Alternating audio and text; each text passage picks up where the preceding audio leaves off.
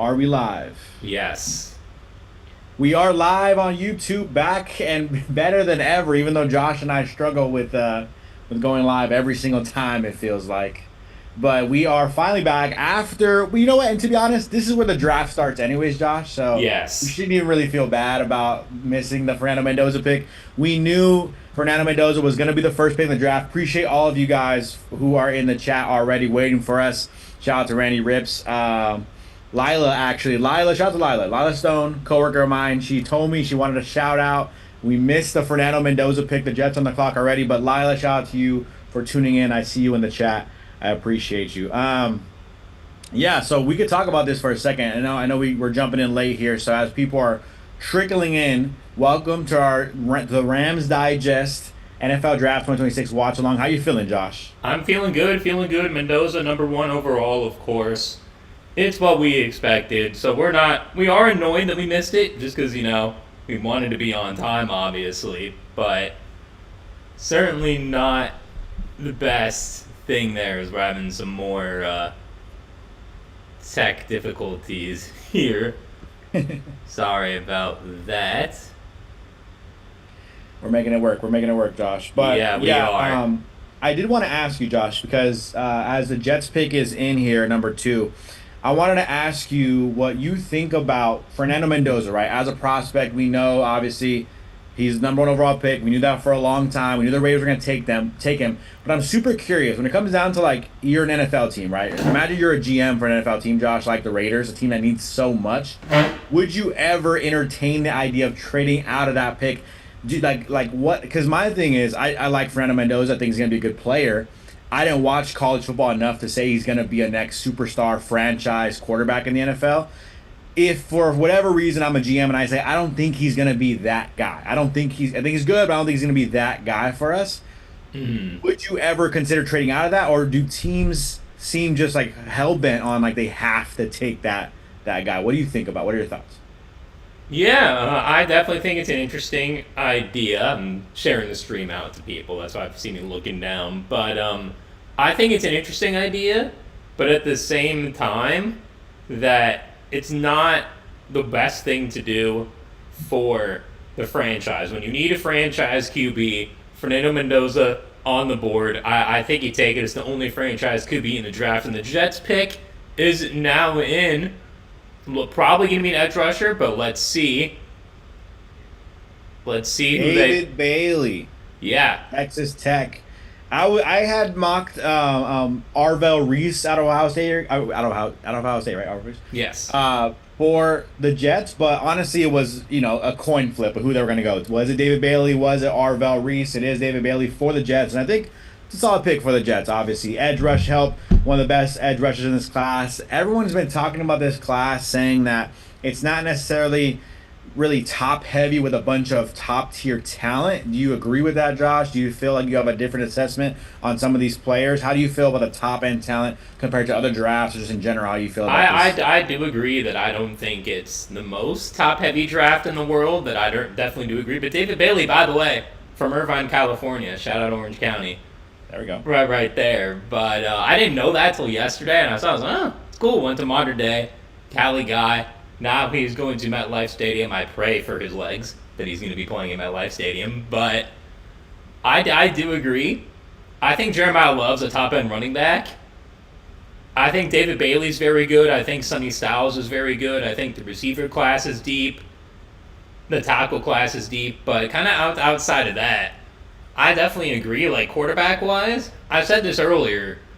I was talking to a friend earlier today about the draft off stream, and I told him that I don't think there's another quarterback outside of Fernando Mendoza I would even take on the first 2 days of the draft.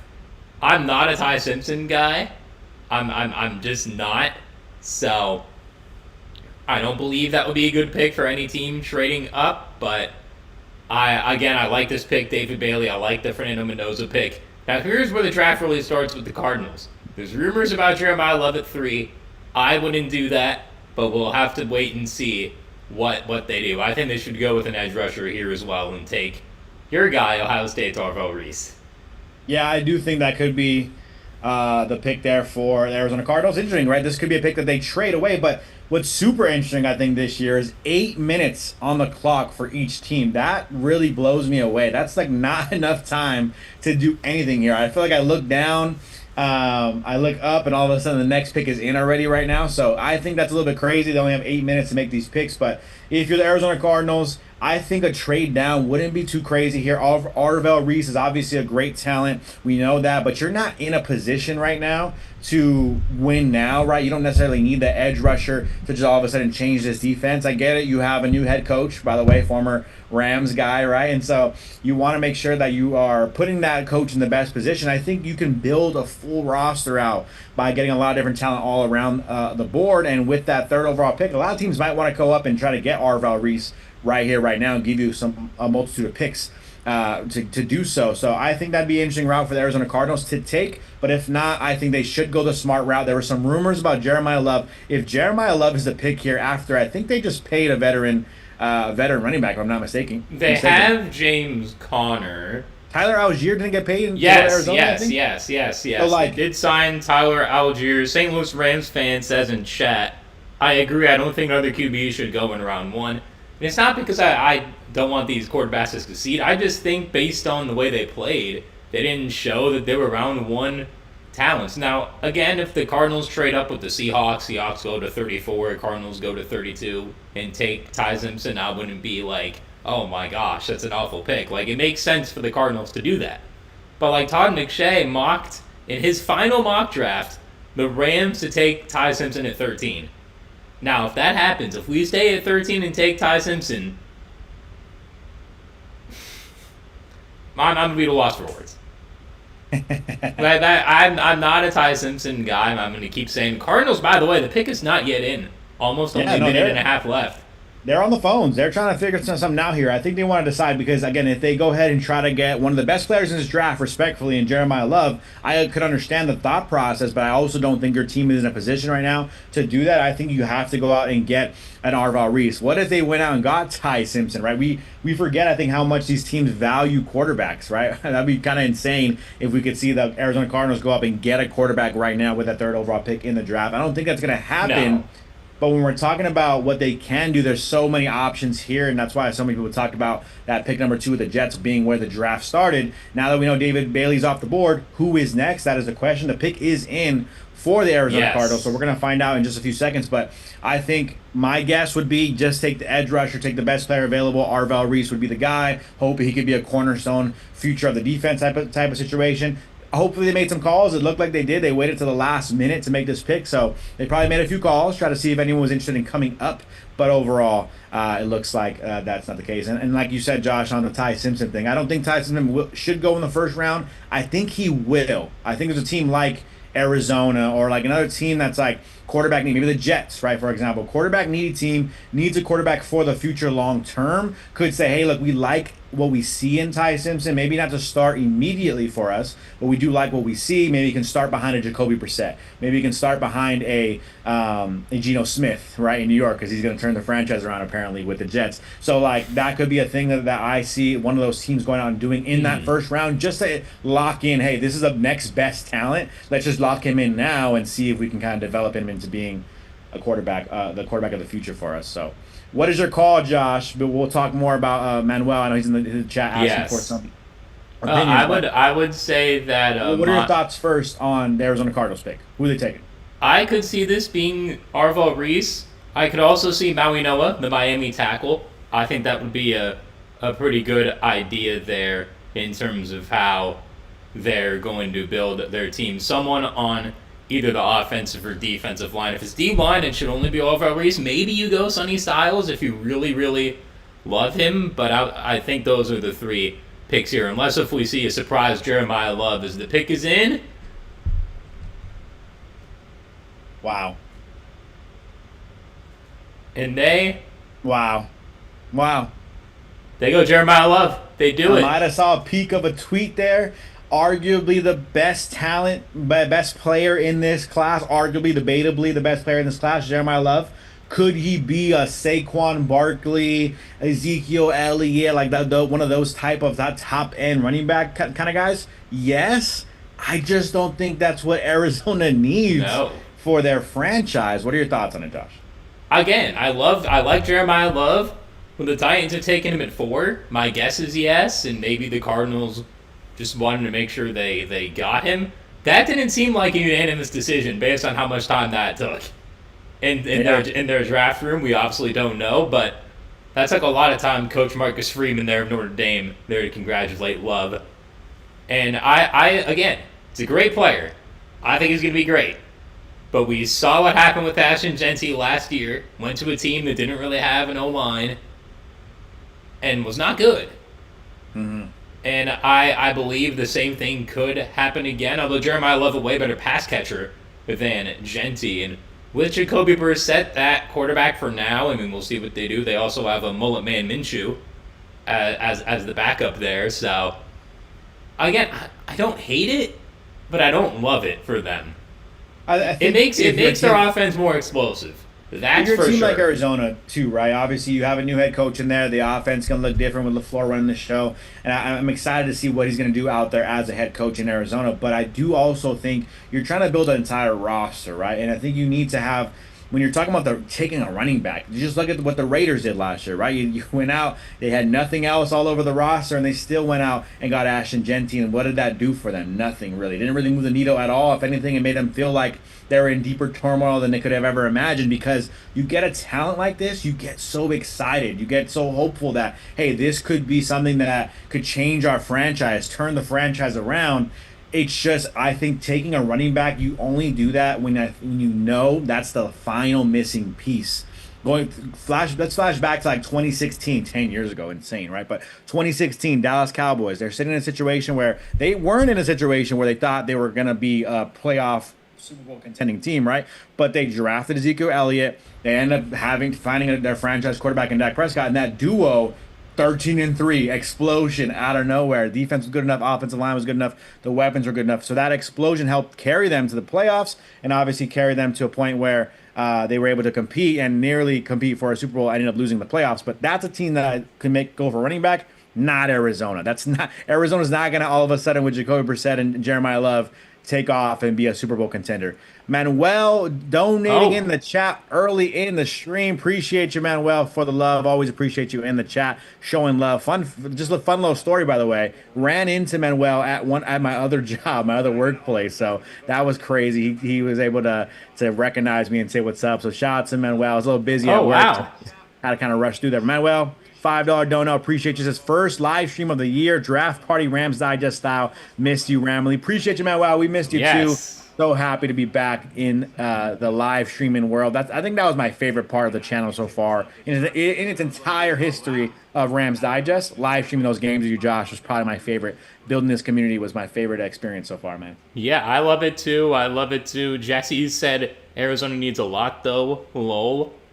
That I definitely do agree with that as well, but I certainly don't think running back's the end-all, be-all for them. Thank you, Manuel. We will get to your Rams question after this Titans pick. Now, what do you think the Titans are going to do now that Love is off the board? For me, I had the Titans in my final mock draft that I did earlier today, that I had the Titans going with Francis Mauigoa, the tackle from Miami. This could be the Sonny Styles pick as well, because I think the Giants really want Sonny Styles at 5.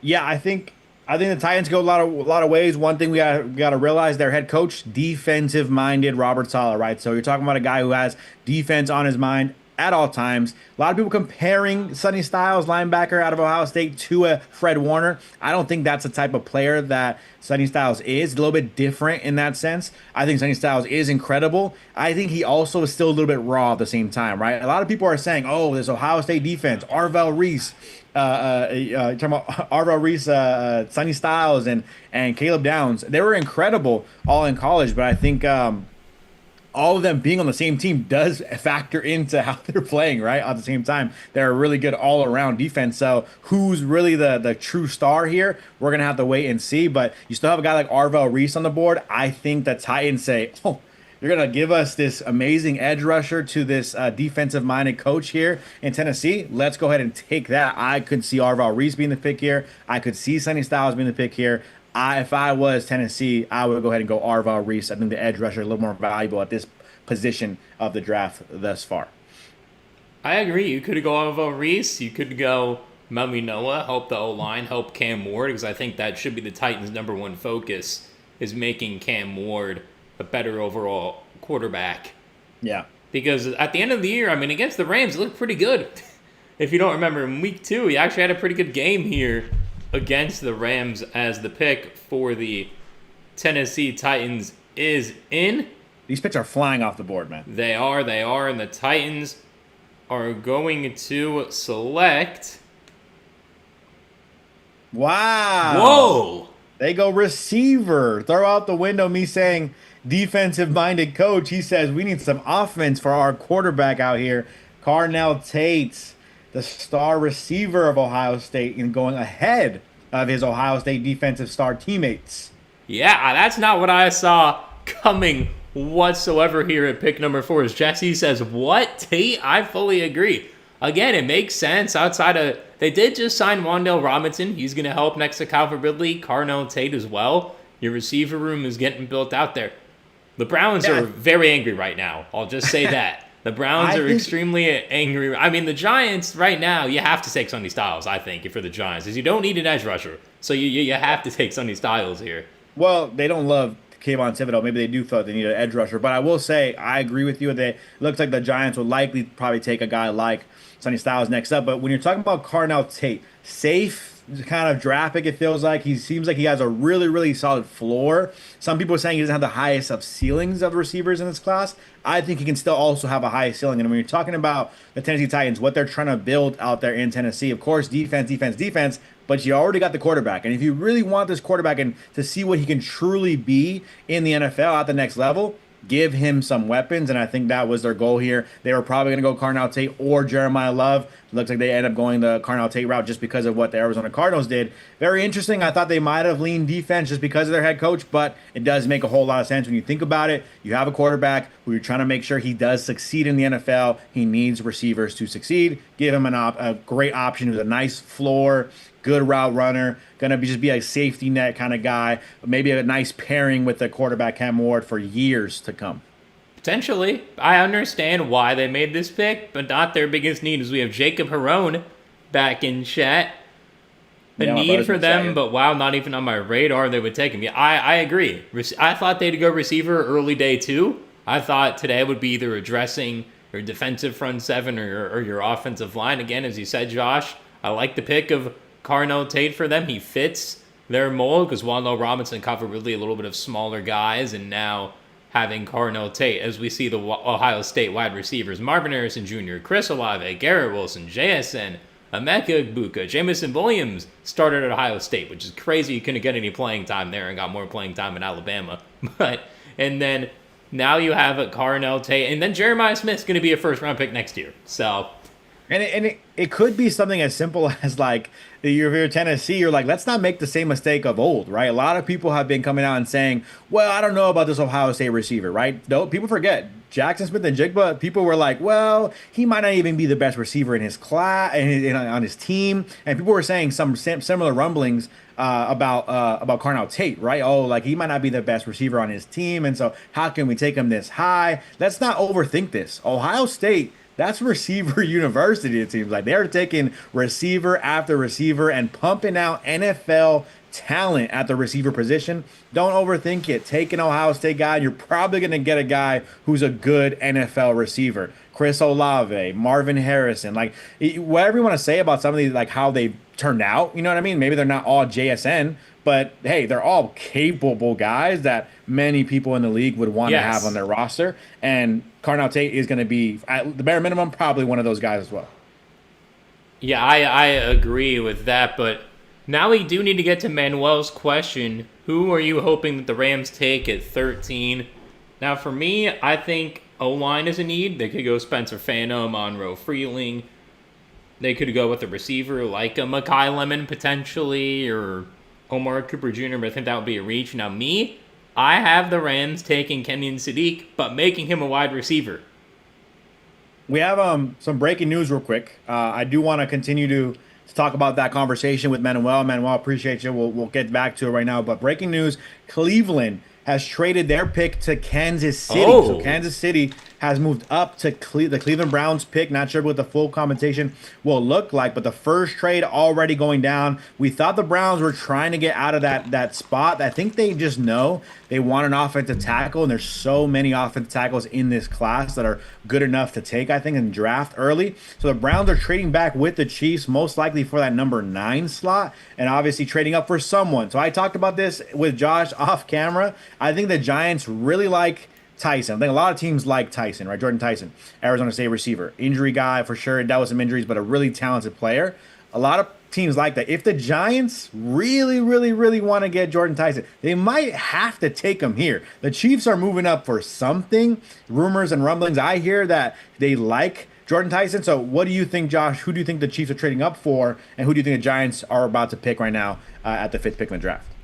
My take is that the Chiefs moved up past the Commanders for Arval Reese. I think that could be happening because the need an edge rusher, and the Saints also need an edge rusher. So those last 2 picks could have been Reese, Bane, and then you're left with nothing at 9. Yeah. And then Washington's probably going to just take Bane, so they shut the Saints out of an edge rusher. So I could see that. I do think the Giants here are going to take Sonny Styles. I feel like Jordan Tyson at 6 would be a reach. I will say, though, putting an injury guy at MetLife Stadium, again, not a great mix. I know for any Jets fans in the chat, I'm sorry, but I just still can't believe MetLife's changing their turf for the World Cup, and they're going to change it right back for the football season. Yeah. That is that FIFA money. But but still. But overall, I like Jordan Tyson a lot as a player. He was my number 1 receiver coming into the season. Obviously, again, unfortunately, had some injury issues there. But a Giants, Sonny Styles, to me, that was my pick pre all this madness early. Carnell Tate going early, Jeremiah Love going early. Now, in my mock, I had Arval Reese at 3, Maui Noah at 4, Sonny Styles 5 again. And the Chiefs could also be trading up for Maui Noah. Wow, do you want to hear about this Browns fleece job right now with Kansas City, by the way? Hang on, I'm refreshing Schefter. Full trade. Number 6 goes to Kansas City. Number 9, number 74, and 148 all going to the Browns. I know it's still, you're moving up 3 spots only in the first round. That's kind of a lot to move up just 3 spots. But I think, like you said, I completely forgot Arval Reese was even on the board because I assumed he was going to be off by now. So very interesting to see him kind of slide. But I think that is probably the motivation there. Hey, let's get Bane. Let's get Arval Reese. Let's get one of those guys. Whoever the Giants don't take, we're going to go ahead and slide in and take one of those guys because yeah, the Giants probably aren't going to edge rusher, so you want to jump all the other teams that could be looking for an edge rusher. So I think you're 100% right on that. I think the Chiefs are going up to get that edge rusher. My Usher Jacob, my brother, saying Reese, that might be the move. The Giants about to make their pick though. Yes, a lot of craziness so far early already, which we kind of knew. We kind of expected this was going to be. We did. Crazy draft. We did expect all this. Let's see. Refreshing Schefter's Twitter. Still don't see the pick. Let's see who they go. My guess is Sonny Styles. And the pick is... They're still not showing the pick here. I think right now, Schefter's kind of shouting some people out here. So I mean, Schefter, Goodell is shouting some people out, giving them some love as they normally do every single draft. So they're shouting out taps right now. Okay. So we're waiting for this announcement. Waiting for Schefter to maybe post a tweet as well. Yeah, but Schefter has not posted a tweet. I'm constantly refreshing here. That's why if you see me looking down. If they don't take Sonny Styles, I think they go the other Ohio State defender. Arval? And they take, no, I actually think they might go Caleb Downs. They could. I have the Giants going Caleb Downs at 10. Arval Reese is the pick. Wow. Whoa. Wow. Okay. So like I said, though, you did say, right, they don't need an edge rusher. They probably don't need to take an edge rusher here. They don't like Kayvon Thibodeau. right? So they might say we want to trade him at some point. Maybe not. Maybe after the Dexter Lawrence trade, they moved off of trade talks, but now they might say, hey, let's call some teams up, see who wants them, kind of for the cheap-ish, and let's go ahead and let Arval Reese be the guy, or just have a plethora of edge rushers. Why not? I mean, Also, which one of these Arval guys Reese take? was a linebacker. So maybe Yeah, they're he going to was, use him as a but linebacker. he is, but I think he's gonna be more of an edge rusher. Well, he's the guy who wants to be the edge rusher. He started as a linebacker. Yeah, he's more of that outside linebacker type of player. I can see that. So now for the Chiefs, you have Maui Noah available. I mean, Sonny Styles is just there. Do you just do it? Here's the thing about Sonny Styles. Like, people keep talking about Sonny Styles like he's just like, oh, top end. I think there's some teams, and like Arizona Cardinals fans and the Arizona Cardinals organization could tell you, don't get too excited about the pure athleticism. Don't get me wrong. Again, Sonny Styles, good player. But I do think there is still some growing pains you're going to have to see from Sonny Styles. And remember, a guy who was absolutely blew people out the water, same exact thing, former safety turned linebacker, really super uber athletic, 6'4" plus as a linebacker.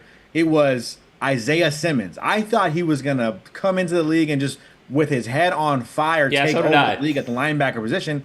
And I don't even know what team he's on right now. I think right? he's Like, on the Giants, if I'm not mistaken. Right. And so, like, I think teams are looking at Sonny Styles saying, yes, good, but let's be careful and not get too excited there as well. I think that's kind of where I would think teams would be a little bit worried about, right? You got to trust the tape. You got to trust the tape. And I'm not saying he was a bad player by any stretch, but Arval Reese, Caleb Downs also on the back end, Ohio State in general being a good roster altogether. I think that can be factoring into Sonny Styles slipping just a little bit. Somebody seems to be a little cautious to draft him, but he could go easily to the Washington Commanders, I think.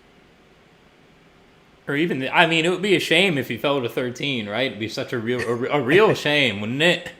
So you were talking about the Rams, and I know the Chiefs pick is already in. These picks are flying off the board today, guys. As Jesse says, good pick there. A shout out to Manuel earlier, asked us about who I think the Rams should pick. My hope for the Rams, honestly, I think it's a quiet kind of like need. The Rams, like seeing Mansour Delane fall in their lap would complete this roster in my mind. I know we still need that third receiver option. You can find that later in the draft, but Yeah. you have.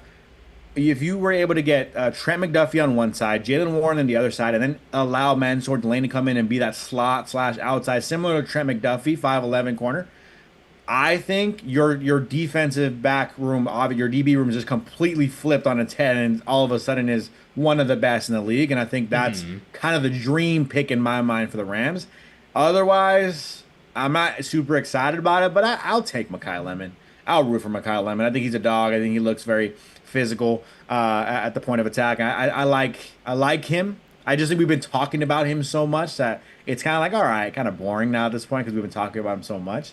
But I think that's fine if it ends up being Mekhi Lemon. That's fair. I mean, if Sonny Styles is there, I think you'd do it. Mansour for sure. Delane, I originally had going 9 to the Chiefs.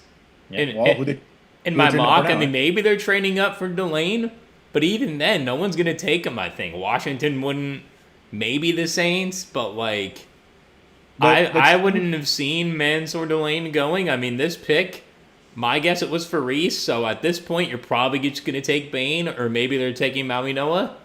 But even then, Maui Noah's not going to go at 7 or 8 either. I think the Chiefs are in a position where they're down always to take the guy. They're down to take the guy regardless of how other people view the guy, right? Like, Right. you know, maybe too small or whatever it is, right? The Chiefs kind of like whatever. If they're good players, they're good players. I think that tends to be how they can operate at times. And so they're going to ignore some of the concerns, and I think Desmond Bane could easily be the option here for the Chiefs. I did not know Desmond Bane was a 2-sport athlete. Really? Really? I did not. I just thought he was the guy with T-Rex arms on the Orlando Magic. So for the Giants, by the way, who just took Arval Reese, linebacker/edge rusher for the Giants now, they came out and said that they do not intend to trade Kayvon Thibodeau. So now they're just going to have... So he's definitely going to be a linebacker then. Linebacker/edge, yeah. That was a weird pick. The Chiefs pick is now in. Schefter's Oh, okay. Mansour Delane is the pick. Delane.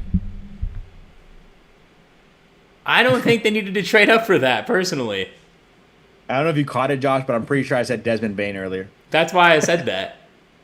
So funny. That's why I said Desmond Bane. Was he a two-sport athlete? You know why? You know why I say that? Because they both have short arms. That is true. They both do have short. Although I think the Ruben Bane short arms are not going to matter as much as Desmond. But yeah, so Mansour Delane, I just said right now, would have been like a dream pick, I think, for the Rams, and I think that's where the Chiefs were sitting there saying, you know what? We just had a 5'11" cornerback who played a little bit of slot, played a little bit of outside, and he was amazing for us, and we loved having a guy like that. Let's go get the best corner in this draft. Let's do the exact same thing all over again. Let's get our next Trent McDuffie. Let's go get Mansour Delane. I think that was the Chiefs' mindset here with this pick. Let's go get our Trent McDuffie replacement. And I think that's the right call for the Chiefs. Best corner in this draft. I think he's going to be absolutely locked down to the next level. He's honestly, that's a great comparison. Trent McDuffie in my mind. I think that's their Trent McDuffie replacement. I believe so as well. I mean, very, very similar players. Great pick for the Chiefs. I had them getting him at 9. The Commanders, is this just Ruben Bane? I feel like this was pretty quick. I feel like for the Commanders, it should just be, boom, you take Ruben Bane here. I think Ruben Bane could be an option. I think obviously Dan Quinn, he's a defensive mind as well. They seem to be leaning towards moving off of Bobby Wagner.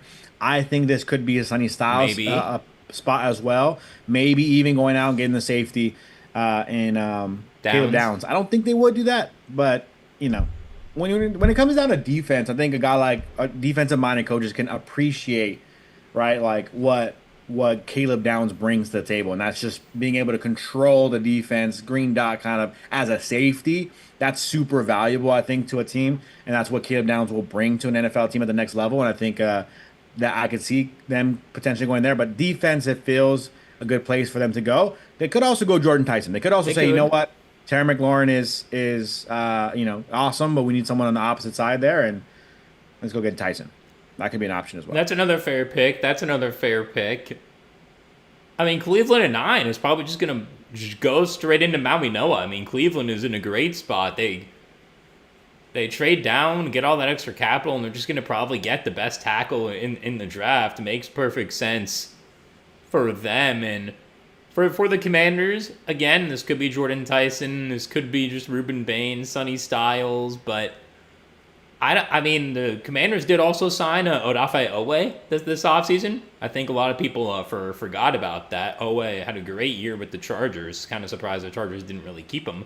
But to pair someone with Owe, you could take a guy like Ruben Bane, or you do go with the safety Caleb Downs. I think they'd go defense here over the offense because you're kind of just assuming Jaden's going to be healthy next year. Trying to catch up here. I'm actually doing a mock draft at the same time, so I'm like copying what's happening so we can see the available players. I know it shows us on ESPN, but just trying to. You're good. But yeah, man, this has already been wild. But like we talked about, this was definitely expected. I think no one really expected this to be a cookie cutter draft. There's just too much like differentials when you're talking about some of the talent past like the top 10 picks, and I think. Even within those top 10 picks, some people view these guys. One guy is amazing. Some people view another guy as not so good as at the same time. So that's kind of I think where this is all switching up a little bit. Yes, and now the Commanders' pick is in. Roger Goodell coming up to the stage. I'm on mute here, but I can probably hear the boos in my head already. Got some legends with them. Yeah, he does. Steelers legends, interestingly, for a Commanders pick. The draft is in Pittsburgh, but still. Tavon Austin, by the way, announcing a Rams pick on day 2, so that's going to be pretty cool. That's exciting. Make your calls down below in the chat. Who are the Commanders taking right here with the 7th pick in the draft? Make your call right here, right now. Manuel says, I love how fast this draft is moving. I do love it, generally speaking, because sometimes this drafts can take so long. Mm-hmm. But I'm also kind of like, oh my God, this is too much. Let me get my thoughts together and some notes together here. Like, I know we rushed into this, Josh, because we had some technical difficulties, but now that we're here, I'm like, all right, let's slow down now. Let's chill out. Let's have a good Yes. time. Yeah, we had some things planned. We had our mock draft screenshots. We are gonna try to show all that stuff, but unfortunately, that was not working. So we just had to go with the basic setup today. Jacob says Bane possibly. I can very much see that happening. Let's see who they go with. The pick is Sonny Styles. They go with Sonny Styles. So you were talking about moving off of Bobby Wagner. Yeah. And it seems like that makes sense. Well, I think the Saints pick's going to be pretty quick. It's going to be Ruben Bane and move on. Yeah, and I think for the Commanders, right? You're talking about the linebacker position, obviously very important to help run your defense. Sonny Styles part of one of the best defenses in college football with Ohio State, and I think I think there is some rawness to his game. I think there is still some things he can work on and improve on, but I think you can't pass up on an uber athletic, experienced linebacker who, by the way, I talked about in a Rams video a couple weeks ago. His father was a Los Angeles Ram, part of the greatest show on turf years. So yes, he was more of a Yes. special teams guy, Lorenzo Styles senior, but overall, I think for a guy like Sonny Styles, he has that like experience, right? He has coming from the mindset of a former NFL player. He kind of been there, done that in terms of his family. His brother also plays. Lorenzo Styles Jr. plays in the NFL. Played in the NFL. About to play in the NFL, possibly. Trying to get drafted this year. Lorenzo Styles Jr. is. So I think it's a great pick for Washington. You want to keep improving that defense. They could have gone multiple routes for sure. About to interview Lorenzo Styles right now, but overall, I think you're getting a guy who's experienced, ready to kind of take that next leap at the next level in the NFL, and I think just the athleticism you just absolutely cannot pass up on the opportunity to draft a guy that athletic. No, I agree. Makes sense. By the way, the Saints pick is already in, and it probably my guess is Ruben Bane. But I love this pick for the Commanders. Get that defense back to being better to what it was in 2024. You're trying to recapture what that season was. Sonny Styles certainly helps you with that as he embarks on his journey with the Commanders. Saints at 8, to me, it's just Ruben Bane. This could also be a Jordan Tyson team because outside of Chris Olave, there's not much there, pass catching wise. But I just think Ruben Bane is just the pick here because they desperately need an edge rusher. Need an edge rusher, go get an edge rusher. You got a lot of draft picks. You can go ahead and operate and go get some other options at receiver for you down the road. Get yourself an edge rusher here. You're moving on from a lot of players on defense out there in New Orleans, so get yourself one of the best edge rushers in this class. Well, we have a second here. Saints pick is in pick number 8. We're going to talk about it right now in a second, but let's take a second now, Josh. I know we might not be able to bring a graphic up, unfortunately, Unfortunately but not. for those who don't know, this live stream is brought to you by Prize Picks. Prize Picks is America's #1 sports picks app and the best way to get in on the action. We're going to dive into some of our own picks later on in the live stream. Josh and I might just be able to like at least say our picks, or maybe Josh will find out how to pull them up later in the live stream. But either way, we'll talk about some of our picks later. But for now, make sure you guys look down below in the description of this live stream. Download Prize Picks, and you can go ahead and get, I think it's what, $50? It's play $5 and get 50 in Yeah. lineups when you use code digest or the link in the description. Yeah, so again, the link in the description. Download Prize Picks. Use code DIGEST. Get in on the action. Make your picks today. Thank you to Prize Picks for sponsoring this live stream and the entire channel. Shout out to Prize Picks. For the Saints, yeah, like Josh said, though, I think pretty simple. Go get Ruben Bane call today. What is your opinion on short arms? Like, what is your opinion on an NFL player edge rusher having short arms? Is it a concern for you? I mean, this is like, I think Ruben Bane's like historically.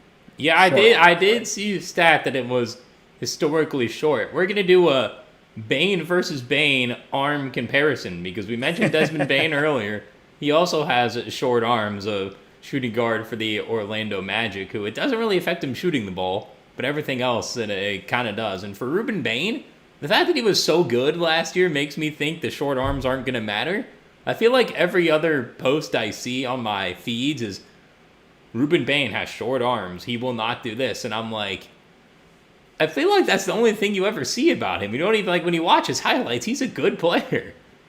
Like, when I remember I did a video about Ruben Bane potentially falling to 13, and I was like, yeah, And it was like one of his weaknesses on the NFL.com scouting profile was like short arms. Like the top 3 were all about his arms. And I'm like, all right.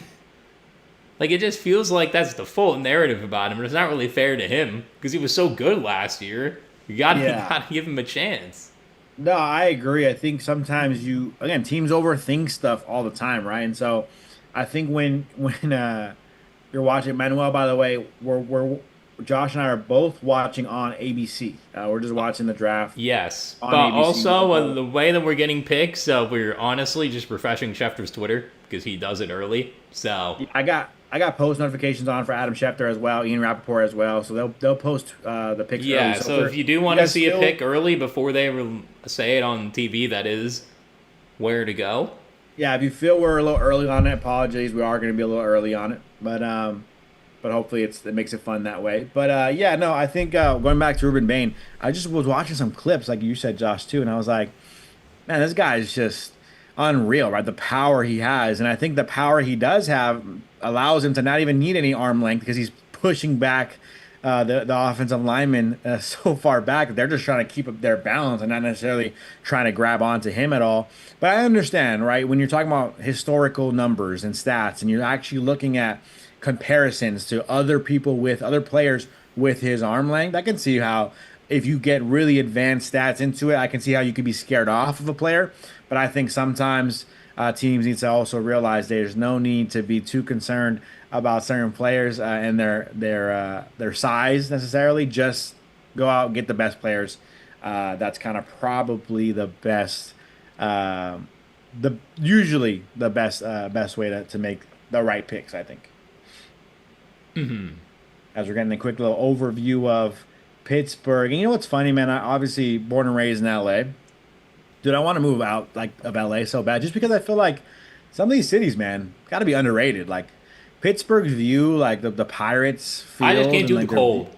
Their That's view of my that thing. gold bridge, though, like it looks so cool, I think. It does. By the way, Pirates, I don't know if you saw this, Josh, but O'Neal Cruz hit a home run off of the very top of the foul pole today. I did see that. I actually just saw it today right before the draft. It's so funny. Yeah, it was like Love me right some. on By top the of way, pole. shout out the Pirates playing decent baseball to start the year. I didn't know they let go of Andrew McCutchen, by the way. They did. He's on the Rangers. Yeah, it's crazy. And it's a Manuel shame, too, says- because now that they're actually decent and he's not on the team again. Well, so sometimes analytics can be overrated. I 100% agree. I think Yes. there needs to be a mix, right? Like we always talk about this. Sorry for all the non-Dodgers fans in the chat, but like Los Angeles Dodgers, for example, right? There needs to be a balance. You need to look at the numbers, look at the stats, look at the analytics, and also have a feel for the game. Have a feel for people. Have a feel for what a player could possibly do. Look at the Rams. The way the Rams draft, in my mind, they don't just draft off ability. Obviously, that's a major factor, how good Yes. a player is. But they also care about the personality. And if you look at across the board, who the Rams bring in, they do care about the personalities of these players. And it helps them have a cohesive group and unit, I think, because they care about that aspect as well, who the person is. They do. They do. I think that does matter a lot. Roger Goodell looks like he's waiting for something or someone on stage. The band is playing a nice song for him, I guess. I don't know. Dodgers legend O'Neal Cruz. I forgot he was a Dodger at one point. Let's see. Oh! Jordan Tyson. Wow. You talked about this. You just said it. So why did you mention Jordan Tyson with the Saints just a couple minutes ago? You thought this could be an option. I did. I did. I was thinking because they do need another wide receiver. And Jordan Tyson fits the mold. You save him from MetLife Stadium. So that's another plus for his career. But they needed someone else beside Chris Olave. They don't have anyone else out there. They do have, I believe Juwan Johnson is still their tight end. He's decent. But again, outside of that, that's really nothing. It's nothing there.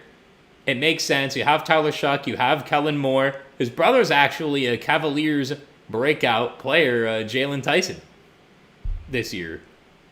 Shout out Jalen Tyson from, I believe, he went to Santa Barbara, I believe. So shout out to that. Is I believe they have the Cavs game on screen right now. Yes, they do in the green room. Cavs Raptors game 3 going on right now here.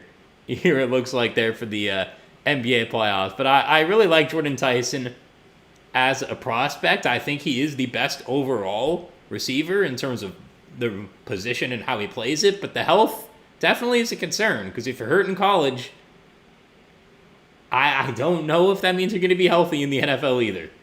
I think the injuries are super concerning. New Orleans maybe feels they're in a good spot to take a risk on this, even though they have another injury.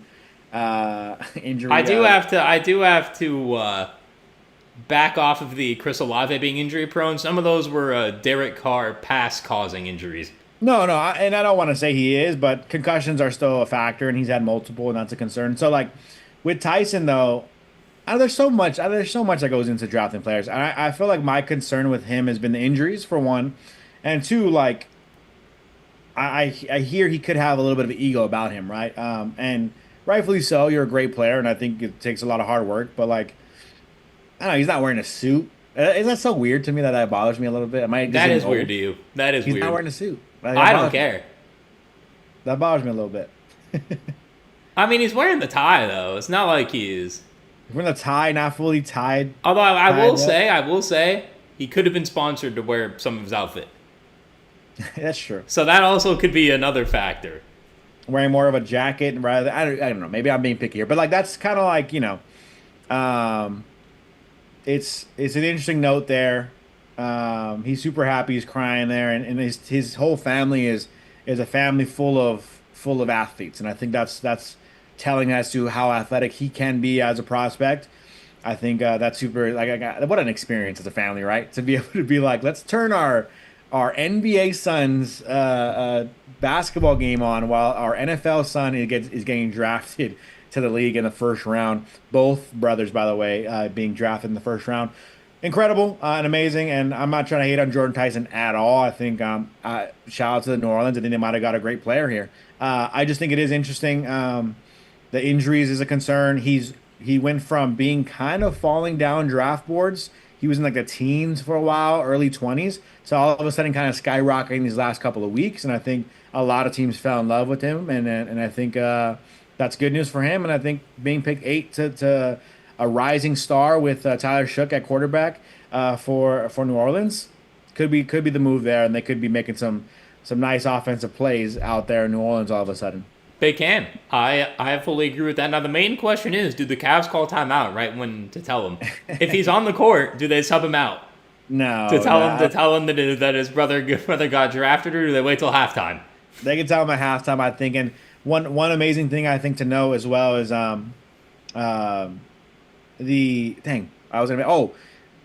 was it now a coincidence then, right? The New York Giants, them just having to get that trade from the Bengals in their lap, but did they just wake up and get a call and say, yeah, we'll trade Dexter Lawrence for the 10th pick?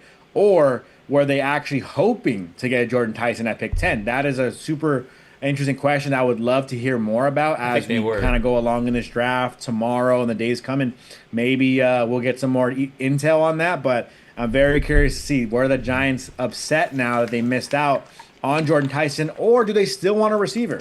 That's huge for the Rams, right? If the Giants say, you know what, we're going to go ahead and take a receiver, we're taking Mekhi Lemon, well, guess what? The top 3 receivers we thought could be options for the Rams to be that receiver 3 are no longer available on the board. So looking at the available players, Josh, for the Los Angeles Rams, going back to our perspective and what we think the Rams can do and should do, I mean, what's left for the Rams right now? It looks like you have Noah, who could be a Brown here. You have Caleb Downs, but I don't think the Rams want him necessarily. Well, the Rams don't need a safety at all. Not at all. Mekhi Lemon could be an option, but he could be gone by then. Let's see who the Browns take here. Browns, Schefter has not put it up. Noah? Spencer Fano. Wow, they go Fano over Maui Noah. Again, they made the right decision going tackle. That was 100%. That was Fano, I mean, huge guy. Couch.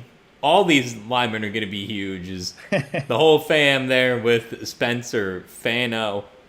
I thought Spencer Fano was going to be an option for the Rams at 13. That's what I thought, but he goes 9. I think it comes down to the position. So Fano, I think he was pushed to right tackle because of his teammate at Utah, Lomu, yes. Lamu. And so he's pushed to right tackle, but he's played left tackle. So I think that is what the Browns need. And I think that's why they're going to go ahead and take Fano. I actually had a mock draft where they did go take Spencer Fano, so it does make a whole lot of sense to me that they would go and get a Pokemon hunter, I guess. So they're showing a nice clip here. Right? He was wearing a Pokemon hat in one of his pictures. So it must be a huge Pokemon fan. I want to look up when this goes to commercial what his favorite Pokemon is. He's doing Star Wars as well here, so he's a nerdy offensive tackle. But shout out to Spencer Fano. He looks like a high energy guy. I think a great pick there for Cleveland. You need an offensive tackle. You need to protect your quarterback. Who's it going to be? I think it's going to be who it's going to be. Sanders. I think it should be Shedeur Perfect Sanders. Timing. You know who it's going to be. Yeah, I think it should be the one and only Shedeur Sanders. You have the watch on, so you can actually do it. I have a little Apple Watch, something crazy, but yeah, no, I think protect your quarterback. That's a nice move there. Oh wow, hang on, sorry, the Giants pick is already in. No time here for the Giants. No, this shouldn't be Ruben Bane. Caleb Downs. Yeah, this is my guess. Wow, offensive tackle. I don't mind it.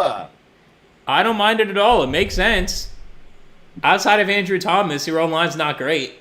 Another huge option I thought could go to the Rams as well. Yes. Rams could use a right tackle. I said, look, I don't want the Rams to go offensive tackle. I think you're okay with what you have right now in Warren McClendon, but that was an option for the Rams going offensive tackle. The Giants ran up to the board and said, we're taking Maui Noah if he doesn't go here to Cleveland, and that's their pick. So back-to-back offensive tackles, a class that, by the way, has quite a bit of offensive line talent.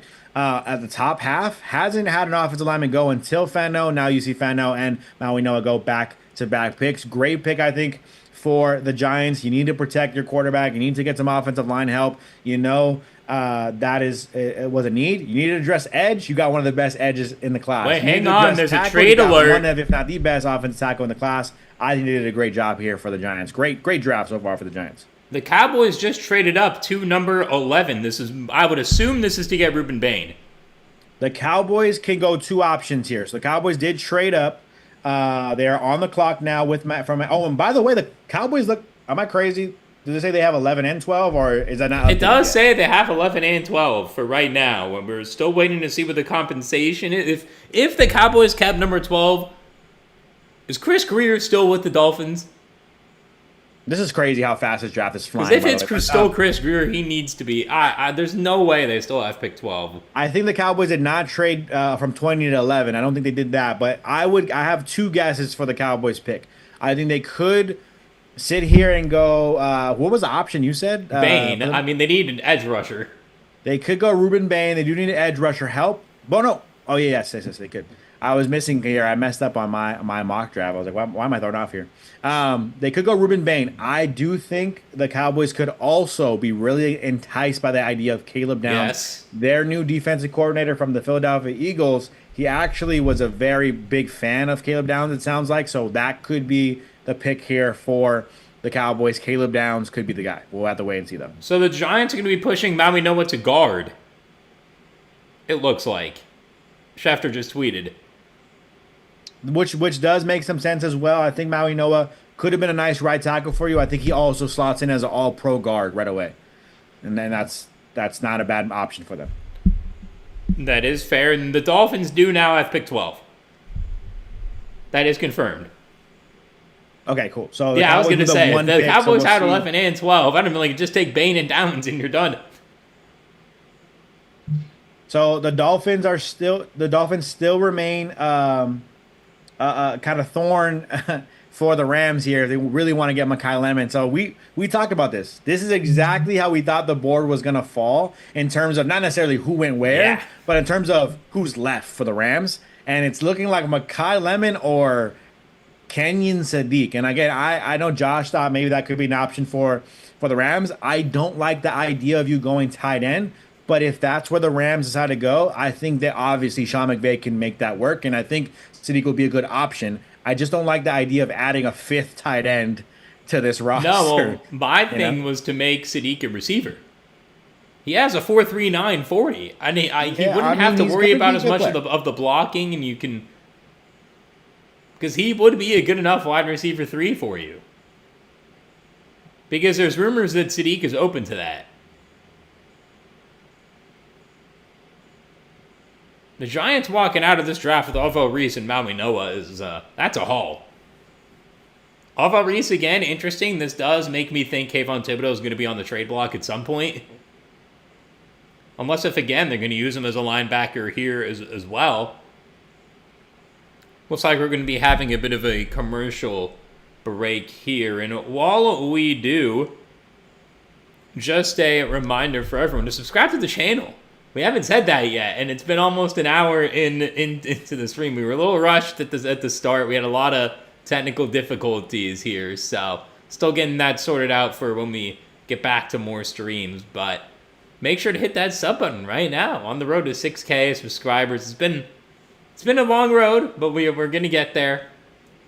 Getting there soon, so make sure to hit that sub button, like the stream, share it out. We have some big things coming as soon on the channel that we cannot wait to announce. So for the compensation here, and yes, shout out to you, Josh. I appreciate you plugging us ourselves. We probably should plug ourselves a little bit more. But yes, appreciate Josh shouting that out. For the compensation for the Cowboys to move up just one pick here, they're giving up pick number 12, obviously, moving up one pick. And they're also giving up pick 177 and 180. So just a couple of later round picks here to move up just one spot. So I think if you're the Dolphins, you need as many draft picks as you can get. For the Cowboys, you can afford to let go of a couple of later round picks because you want to win right now anyways. So Cowboys being aggressive here. We'll have to wait and see who they take. My guess would be Caleb Downs or Ruben Bane, the only two options. If they take anyone else, I'd be kind of shocked for the Cowboys here. What are your thoughts here, Josh? I mean, yeah, I agree. Those are the two options. But again, it would be such a shame if Ruben Bane fell to 13, wouldn't it? I mean, at the end of the day, yeah, if you're the Rams and he's there at 13, you have to do it. You're in a position for the Rams. You're in a position where you can take anybody, right? We keep talking about this, and I don't love the idea of taking a tight end. I can convince myself though, right, that McVay will make it happen with Sadiq. I can convince myself Mekhi Lemon as a third receiver is very, very beneficial to this offense and what they can really do at the next level, especially in the playoffs, right? I can convince myself that Ruben Bane, being a power rushing edge rusher who can absolutely destroy and just be so disruptive, 100% I can get on board with that. You're talking about Byron Young, Braden Fisk, Jared Verse, Kobe Turner, Puna Ford, and Ruben Bane being in the mix there. I think that's an absolutely deadly combination. That might be my hope now at this point, that's where we end up going. But Manuel says, Josh, he said he wants Lemon. He wants to get a Lemon. I do want Mekhi Lemon. I think the Rams, it just makes the most sense. Receiver 3 is kind of that hole, quote unquote, on your roster. And if you had a guy like Lemon and he actually hit and became one of the all of a sudden this incredible receiver immediately. And some people might say, well, he might not be incredible immediately with Adams and Puka. Puka was a 5th-round pick. He immediately came out and broke records. So you don't know what these guys are going to be in their first years. And so I think the idea of him all of a sudden exploding on offense, that would be super, super exciting. But the Cowboys pick is in, and they're making some noise here early in this draft because that was a little bit unexpected for him to move up one pick. Yes, it was. And Schefter also just put out, so Dexter Lawrence for Francis Maui-Noah. Yeah, that was basically the trade. And the Cowboys pick is in. Not Schefter's on the stage. Goodell is on the stage here. Waiting to see what the pick is.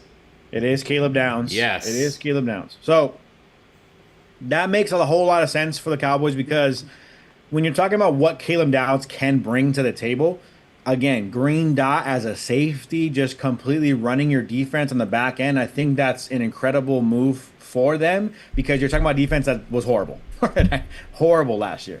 And so you now get a guy who can low-key, he could play slot for you, right? He could play slot corner. He can drop back in coverage as a free safety. He could probably come off the edge as a blitzer. I think it's a very smart move from the Cowboys, and with their new defensive coordinator I think it's in Christian Parker from the Eagles. He was in love with this guy from what I've seen. He really likes this player as a defensive back to help lead the defensive backs. So I think that's a really good pick there for the Dallas Cowboys. I don't think they even thought he'd be available for them at 11, and so the fact that they trade up and got him, I think that's the right move for them. Will they win? Is it their year like Carter he says? I don't know No, about that, but it's never their year. but smart pick still nonetheless. It is. It's the right pick. Now the Dolphins are on the clock. The Dolphins also just need anything on defense too. So if they go Ruben Bane, it wouldn't surprise me either. The pick is in. I think it's either Ruben Bane or it's going to be something else. We look at Josh Downs' family. His brother is a receiver on the Colts, and his dad also played in the NFL. So another NFL family being represented here. As Adam Schefter seems to have taken a break from tweeting the picks here. Didn't know his brother was Josh Downs. I didn't either. They showed that. So That's awesome. that is quite interesting here. Dallas now on the clock. Not Dallas. Miami is now on the clock again. This is awesome, I think, for the Rams. I think this is really actually this is a great place to be. There was a couple of mock drafts that I was working through where I was like, the Rams could be actually out of luck and just take a tight end or just be forced to take a right tackle, right? Not that it's a bad thing. Again, no matter, I'm just trying to evaluate what the Rams need and what the Rams could do moving forward. And I think that's why my mindset has been I want a particular player for the Rams. But whatever they do, again, we have to remember this for us Rams fans here, right? Waiting for this Rams pick to come up in a couple picks. You have to remember the Rams have put themselves in a position to take anybody. They can literally take anybody, and it's a good pick for them because if they believe that's the best player available, then guess what? That's the best pick for them because it doesn't really matter if that player is going to go and play for you immediately because you have such a good roster all around. You could reach on a linebacker here. I wouldn't love it, but you could, right? I wouldn't love that edge rusher, right? We talked about if it's Ruben Bane, I'd be pretty happy with that and ecstatic about that. We'll figure out the lineup and rotation later, but that could be exciting. Could be Mekhi Lemon. I think he could play over the guys you have right now in that receiver room. So I'm excited to see what happens next because I think the Rams will go either Bane or Lemon, whichever one isn't taken by the Dolphins, or they trade back, which would also be intriguing for me. But I think the Rams have put themselves in such a great position that I'm excited to see where they go. The one place they cannot go, the one place the Rams absolutely, if they do this, we will end the stream. Maybe not, but I might have to end the take stream. Ty Simpson with the 13th pick in the draft, I'm losing my mind. I'm going to lose my mind too. I don't know what I would do, how I would like something. Please, just I didn't even want to say it because I didn't want to put it in the universe that a quarterback here was a possibility. So I don't think the Rams should do that. Jesse's saying got to go Lemon for the Rams. I mean, I wouldn't. I'm not a huge Mekhi Lemon prospect guy. Like I feel like I have Mekhi Lemon going to the Jets at 16. I had that being the second Jets pick in my mock. So. If the Rams go Mekhi Lemon, wouldn't be mad here. Again, it all depends on what the Dolphins do here because I think the Dolphins are either going Mekhi Lemon or Ruben Bane.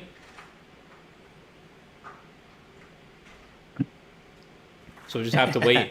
So we'll have to really kind of wait. That family can get down. That's a good They one. can.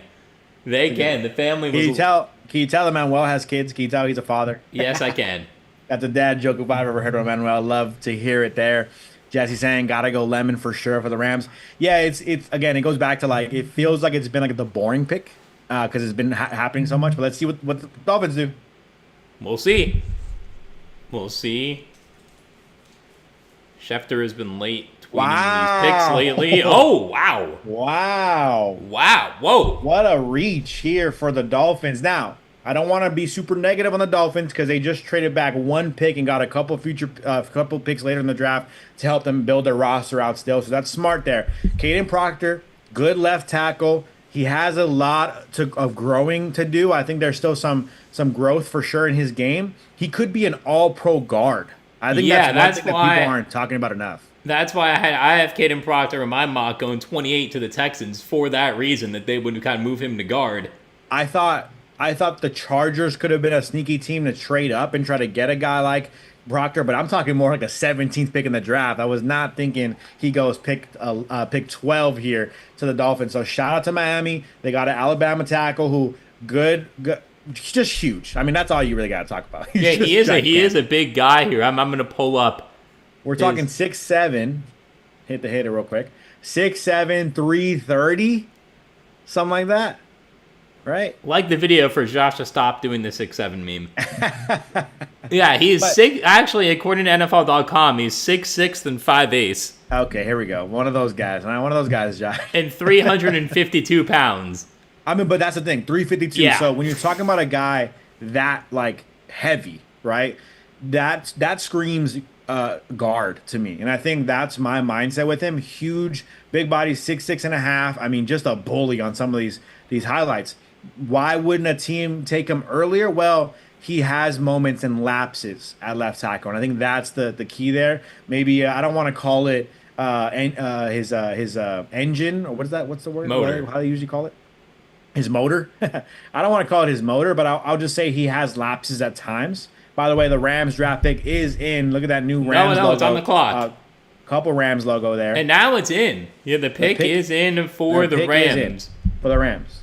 We'll make our guesses now, but shout out to Kaden Proctor for the Miami Dolphins. They have time to be patient with him. That's the key that I want. That's my final note. They have time to be patient. They're not trying to win a Super Bowl tomorrow. They have time to be patient with Proctor. So that's a good pick, I think, for Miami and to invest in their offensive line. Now, the Los Angeles Rams, new logo and all. There is a new graphic, too. They even show the all-yellow Rams logo. I know y'all don't love it. Yeah, it's I know not y'all great. don't love it, but here's what we're going to love. The Rams options right here with the 13th pick in the draft. You can go Mekhi Lemon. I'll be ecstatic. You can go Ruben Bane. I honestly might be, like, blown away. Because the reason why I like the Ruben Bane fit is because Byron Young is a free agent.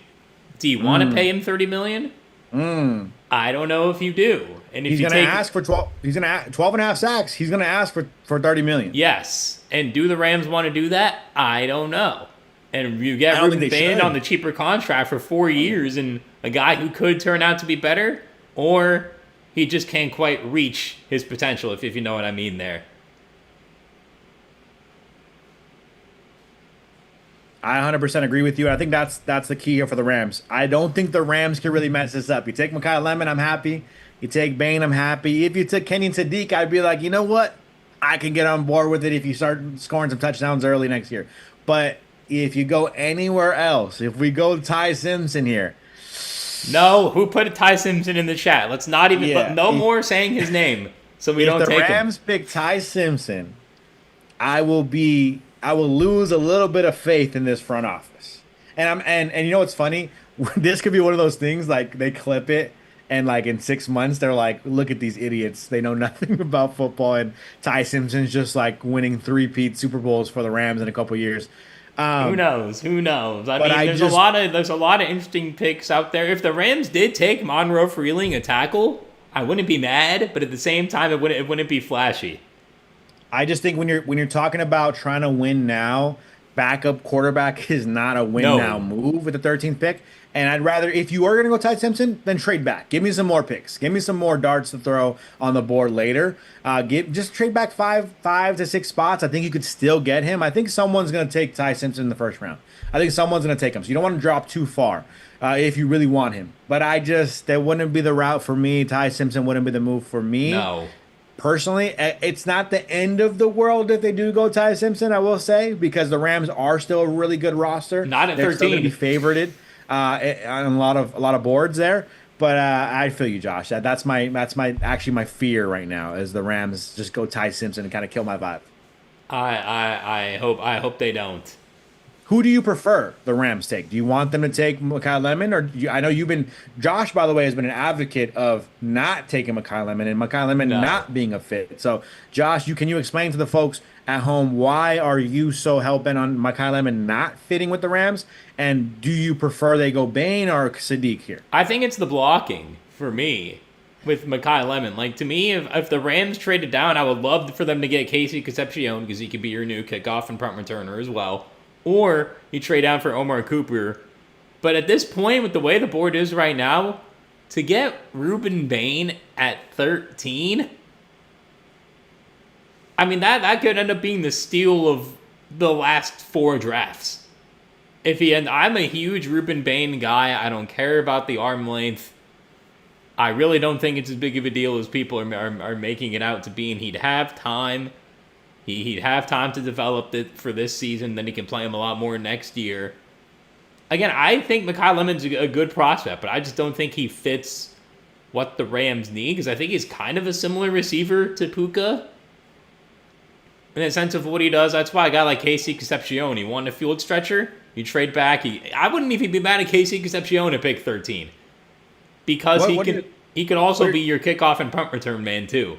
What are your thoughts on Omar Cooper Jr.? I kind of like that guy. I kind of like the kid. I like him too, but again, I think you could get Omar Cooper or Casey if you trade down to 15, because I think the Ravens are going an interior offensive lineman. I think the Bucs are probably going to go with a pass rusher. So I don't see either of those teams taking it. And if the Bucs wanted to get Ruben Bane, this would be their time to trade up, but they're not. But they're not going to here, as the Rams pick is already in. So the Rams are staying here. So we'll see what they do. Put in chat right now. What do you think the Rams are going to do here? Pick's probably going to come in at any second here. A lot of Ty Simpson here, and Jake says Ty is highly liked by a lot of veterans. I will say this, like Ty, I think has potential. Like, I'm not going to sit here and act like I know the kid's not going to be a good quarterback. What I'm saying is we know the Rams. We just saw what the Rams were doing early this offseason. They were saying, hey, let's trade Devontae Adams and go get A.J. Brown. And a lot of people, I talked about this in my last video, would say, that's crazy, that's dumb, why would you do that? Well, the Rams are trying to do everything in their power to win right now. So I think continuing to go that route, continuing to go the route of trying to win right here, right now, is the goal for the Rams. Ty Simpson would not be it. That Ty Simpson would not be a win right now move.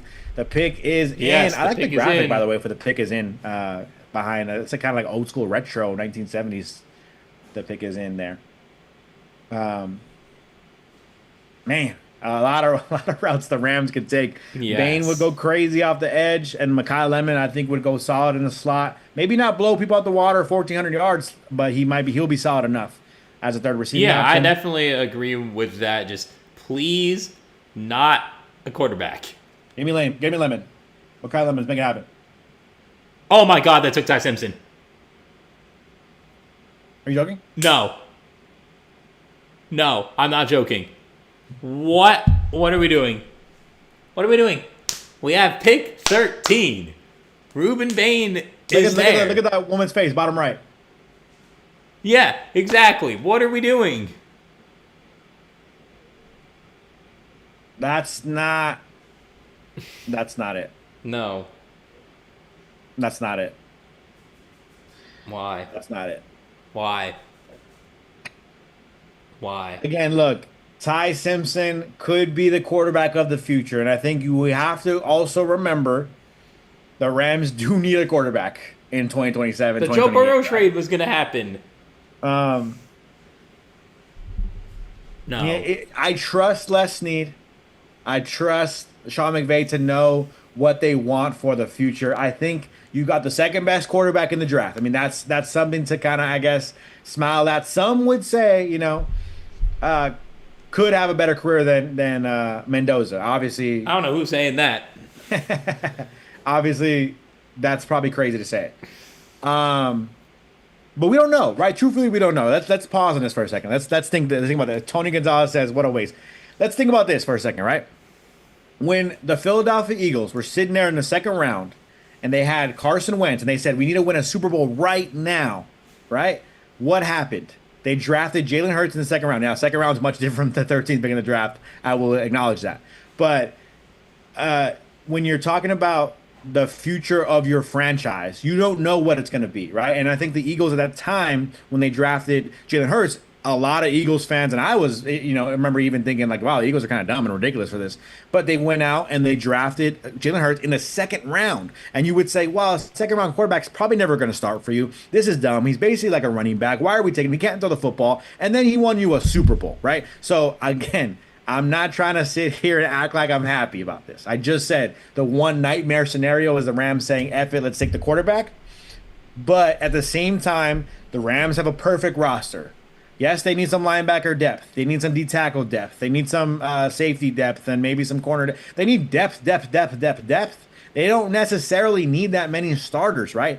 A third receiver would be nice, but it's not necessary. You have receiving options. A fifth tight end would be not interesting, but you don't need that to happen. So I understand why they went quarterback. I just wish they traded back I to don't. do it. I just wish they traded back. I don't understand why they went quarterback. I mean, you need one, Josh. You need a quarterback in 2027, 2028. Joe Burrow was going to be available, and we were going to trade for him. That's crazy to say that. It wasn't. You can't not take quarterback because of maybe Joe Burrow in a couple years. Like I think that's what I mean. Me personally, Ruben Bane is on the board, and it would be nice to get Joe Burrow, but that's a far fetched. I mean, to me, Ty Simpson. This might be a hot take. I think Ty Simpson's a 4th round talent. I did not think there was another quarterback outside of Fernando Mendoza that was worth taking on in the first 2 days of the draft. To me, just in terms of what I saw them do in college. Now, do I wish Ty Simpson the best? Yes. But at the same time, I don't think you do need to plan for the future, and I understand that. If we traded down to, let's say, 20 and took Ty Simpson, it'd be like, all right, fair. Why are we doing it at 13? No one was going to... We didn't have any competition for him, from what I can tell. And I mean, like... We can still get a wide receiver, man. Well, I do agree. Wide receiver, to me, isn't the problem. It's the fact that you passed up on multiple different great players to take Ty Simpson, who I feel like... He only had 15 starts, and there was a graphic that was showing about guys who didn't have a lot of starts, and a lot of them weren't good. Kyler Murray is by far the best guy on that list. And sometimes I talk about this, right? Like, vibes. Vibes matter, right? I don't get the vibes from Ty Simpson that he's a starting quarterback in the NFL. Now, do I think Ty Simpson, do you give him a shot? Because you drafted him 13, you're going to have to give him a shot. You're tied to him now. You have to, you pigeonhole your future because I know this isn't confirmed yet, but Josh knows what I'm about to say. What if? Just what if he's available, Joe Burrow? Well, look. And now you have Ty Simpson, who you're in the Viking situation now where you're going to have to give him a shot. I can answer that question for you, though. What if Joe Burrow's available? You go get Joe Burrow. Yeah, I don't care about but then I guess you trade him Ty Simpson. You figure it out. You figure out Ty Simpson later. You go get Joe Burrow. Well, now the next pick is in. We didn't even talk about the Ravens, so apologies to any Ravens fans. They're taking Iwane from Penn State. I'm not going to try to say that last name. That's what I want them to. I want them to take. Iwane. That was the pick in everyone's mock draft. Yeah. They needed a guard. They just took an All-Pro Hall of Fame guard, by the way. Iwane is going to be potentially Hall of Famer. Yeah, I'm a huge fan of Iwane. I would have liked this pick over Ty Simpson. That's just seriously, but.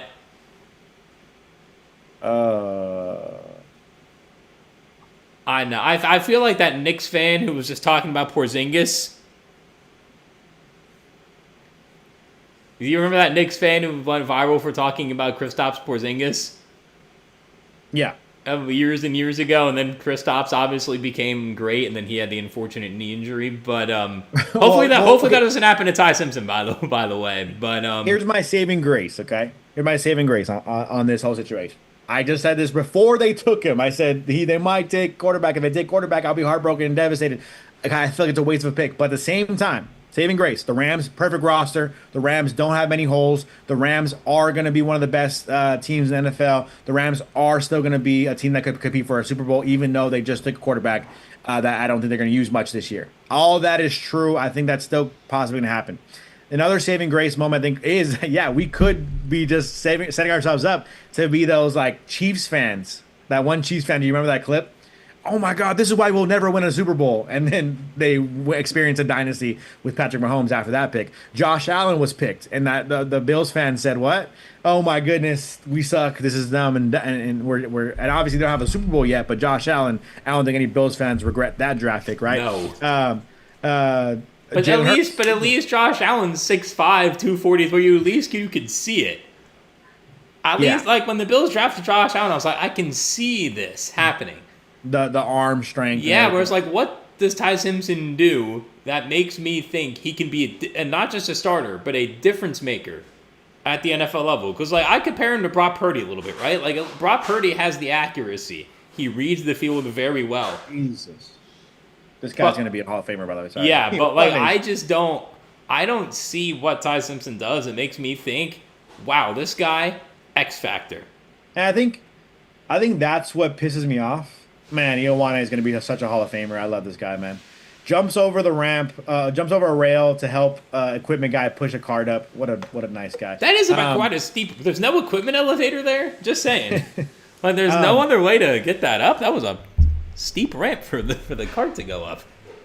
Going back a little bit to the Rams. Let's pause for a second. Go back to the Rams. Ruben says they just picked up McDuffie. Look, the Rams again. Roster's incredible, but hey, give me a cherry on top of this Sunday. Give me a cherry on top of this roster, right? Give me Makai Lemon. Give me Ruben Bane. Oh my God! Now this defense is going to be incredible. Give me that. Let me get excited about that. Now you at the 13th pick, you went with a guy who arguably, like Josh said, isn't even a first round talent. Could not even be a top 3 round talent, right? And you're taking a guy who's going to be. I'm thinking about 2027. I don't want to think about 2027. I'm living right now, 2026, 2027. I want to see the Rams win a Super Bowl this season. Yes. I don't want to think about the next one, right? And yes, I get it. They have now set themselves up to maybe have a quarterback. You never know what Ty Simpson is going to be, especially learning behind Stafford. And at the same time, you can give Stafford credit and say, hey, look, Stafford is going to teach this guy to be amazing, and Sean McVay loves him, and Les Snead loves him, and I think this guy can be the next Matthew Stafford. Fine, maybe all that's true. But the next Matthew Stafford, right? He does not have the arm strength that Matthew Stafford has. Yeah, he just doesn't. He looks to me. You tell me you watch way more college football than I do. Sorry, I got to read this text from my cousin. My cousin was actually also in chat. I didn't realize he was in chat. Sure. Oh wow, that was a surprise. He asked me if the Rams forgot how to use a first round pick, could have traded back. Yeah, that's what. If we traded back and got Ty Simpson, let's say at like 23, I'd have been like, okay, we got some other picks. It's just at 13, the Ravens weren't going to take him. The Bucks weren't going to take him. Yeah. I don't even think the Jets were going to take him because Aaron Glenn somehow believes Geno Smith's going to take him to the promised land. But and maybe the Jets take him so you trade ahead of the Jets. But go down to 15 at least. I mean, the Bucks, by the way, should take Ruben Bane. I mean, they just need a pass rusher. And they're not afraid of small defensive linemen. They just took Kalijah Kancey right a couple seasons ago in the draft, so they're probably going to take a small D lineman here and go ahead and take the best player available. But again, you just got to take best player available. I think the Rams needed to do, and they didn't do that. No. Like, right? And instead, what'd you do? Oh, Jimmy Garoppolo's going to retire? Well, guess what? I guess we need a backup quarterback. Let's go out and get a backup quarterback. Let's go get the quarterback of the future. So they drafted off of need and not off of best player available. And that's the issue that I have with the Rams pick. Could Ty Simpson be the next starting quarterback for you? Sure. I don't even know if Ty Simpson's going to be the second string quarterback this year. I think Stetson Bennett might be ahead of him on the I think he's Stetson Bennett. That's what I was just going to say before you brought up your cousin's mess. I think he's Stetson Bennett. Like, at best. You know what I mean? Like, if he's a first-round pick, I will say Ty Simpson was better in college to me than Stetson Bennett. That I will say. But we do have a new chat from Hammer. Literally, the next pick was my fave. Who's picking Simpson? Yeah, the pick the Ravens made, again, not going to try to pronounce the name, but the pick that the Ravens just made of the offensive guard, he's going to be awesome. Oh, he's going to be amazing. Yeah, he was the only offensive guard I had going in the first round. Was guard, not necessarily a position that really garners a lot of attention for first-round talents, but like that guy, yeah. We do have the Bucks pick in, though, as I would assume this is going to be Ruben Bane. Let's see if Ruben Bane would be solid for them. Yeah, because they need a pass rusher. They have had a lack of a pass rush ever since Tom Brady retired. Emmanuel says in McSnead we trust. I mean, that is true. Like, I don't have a reason to doubt them. And they do take Ruben Bane. Yeah, okay. Yeah, great pick.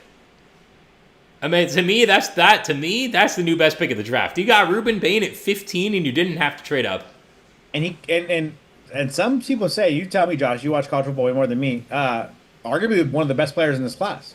I had him as a top 3 player in the class. Yeah, I mean, like, I'm a huge Ruben Bane guy. Like, I love the personality, love the way he plays, and for the Bucks, he fits a need, and he stays in Florida. He's only got to drive up a few hours for his move. T-Dot says, Ty Simpson all day. Fair. Bennett is a bum. Maybe. I mean, I Maybe do Tyson is think better, but I it do doesn't matter. think Guess what? We're not going to see either of them on the field. At best case scenario, they don't touch the field. Neither guy. no. This year. And the So, other thing too, Josh, is what if Matthew Stafford wants to keep playing post 2026? yeah. What if they were talking about extension? They were talking about extension with Stafford. Because he was so good last year that it's like I don't see him all of a sudden falling off like crazy. Now, do I think he's going to have almost 5,000 yards again? Maybe not. But can he have low 4,000 yards and 30 touchdowns? Probably. And still be Yeah. and still be a difference maker. Like I don't really see why I felt like they needed Ty Simpson at 13. I mean, when Tom McShay did that in his final mock yesterday, I was like, "What? Am I reading that right?" I was Yeah, like, "Nah, it they'll literally trade felt to down. me- They'll trade down if they go Ty Simpson." It literally felt to me, Josh, like the when those stories came out, I was like, oh, people are just seeing, oh, the Rams need a quarterback now because Jimmy G might retire. Let's just throw this story out there, and that's what it felt like to me. It felt I didn't even pay much mind to Ty Simpson going to the Rams, and then we started the draft and we started talking about it, and I just feel like again, Chris is perfect sentence there, Chris. Maximize Stafford's window. This has nothing to do with Matthew Stafford's window. Zero to do with Matthew Stafford's window. Zero to do with Devontae Adams' window. And that's why I'm frustrated. I was so excited to see a Ruben Bane right in a Rams jersey. I was so excited to see Makai Lemon to see what he could do in the slot. Even though Josh doesn't like Makai Lemon, I think you probably would have preferred Makai Lemon over I Ty like Simpson. Makai Lemon as a prospect, just not as a fit for the Rams. But yeah, I would have been like, okay, Makai Lemon to me is not the best fit, but at least if the pick that makes sense. Like, I it would have didn't made wanna- sense. I'd be like, you know what? I'll get behind this. I can see it. But with I didn't even Ty wanna Simpson, draft. I just don't understand. And the pick is in for the Jets. I mean, my guess is this will be Makai Lemon. Actually, I had Makai Lemon going to the Jets at 16. If the Jets get David Bailey, Makai Lemon, this is an A-plus draft for them, by the way. No, I didn't even. I wouldn't even got mad if they drafted a tight end. I didn't want them to draft Kenyon Sadiq, but I would have been fine with Kenyon. Yeah, Sadiq I would have been over like, Ty at least you get yourself a pass catcher who can stretch the field. And Manuel, I appreciate your mentality because you are whose house Rams house all day every day, and I love that you're such a Rams fan. I agree with you also, Manuel. The draft isn't over.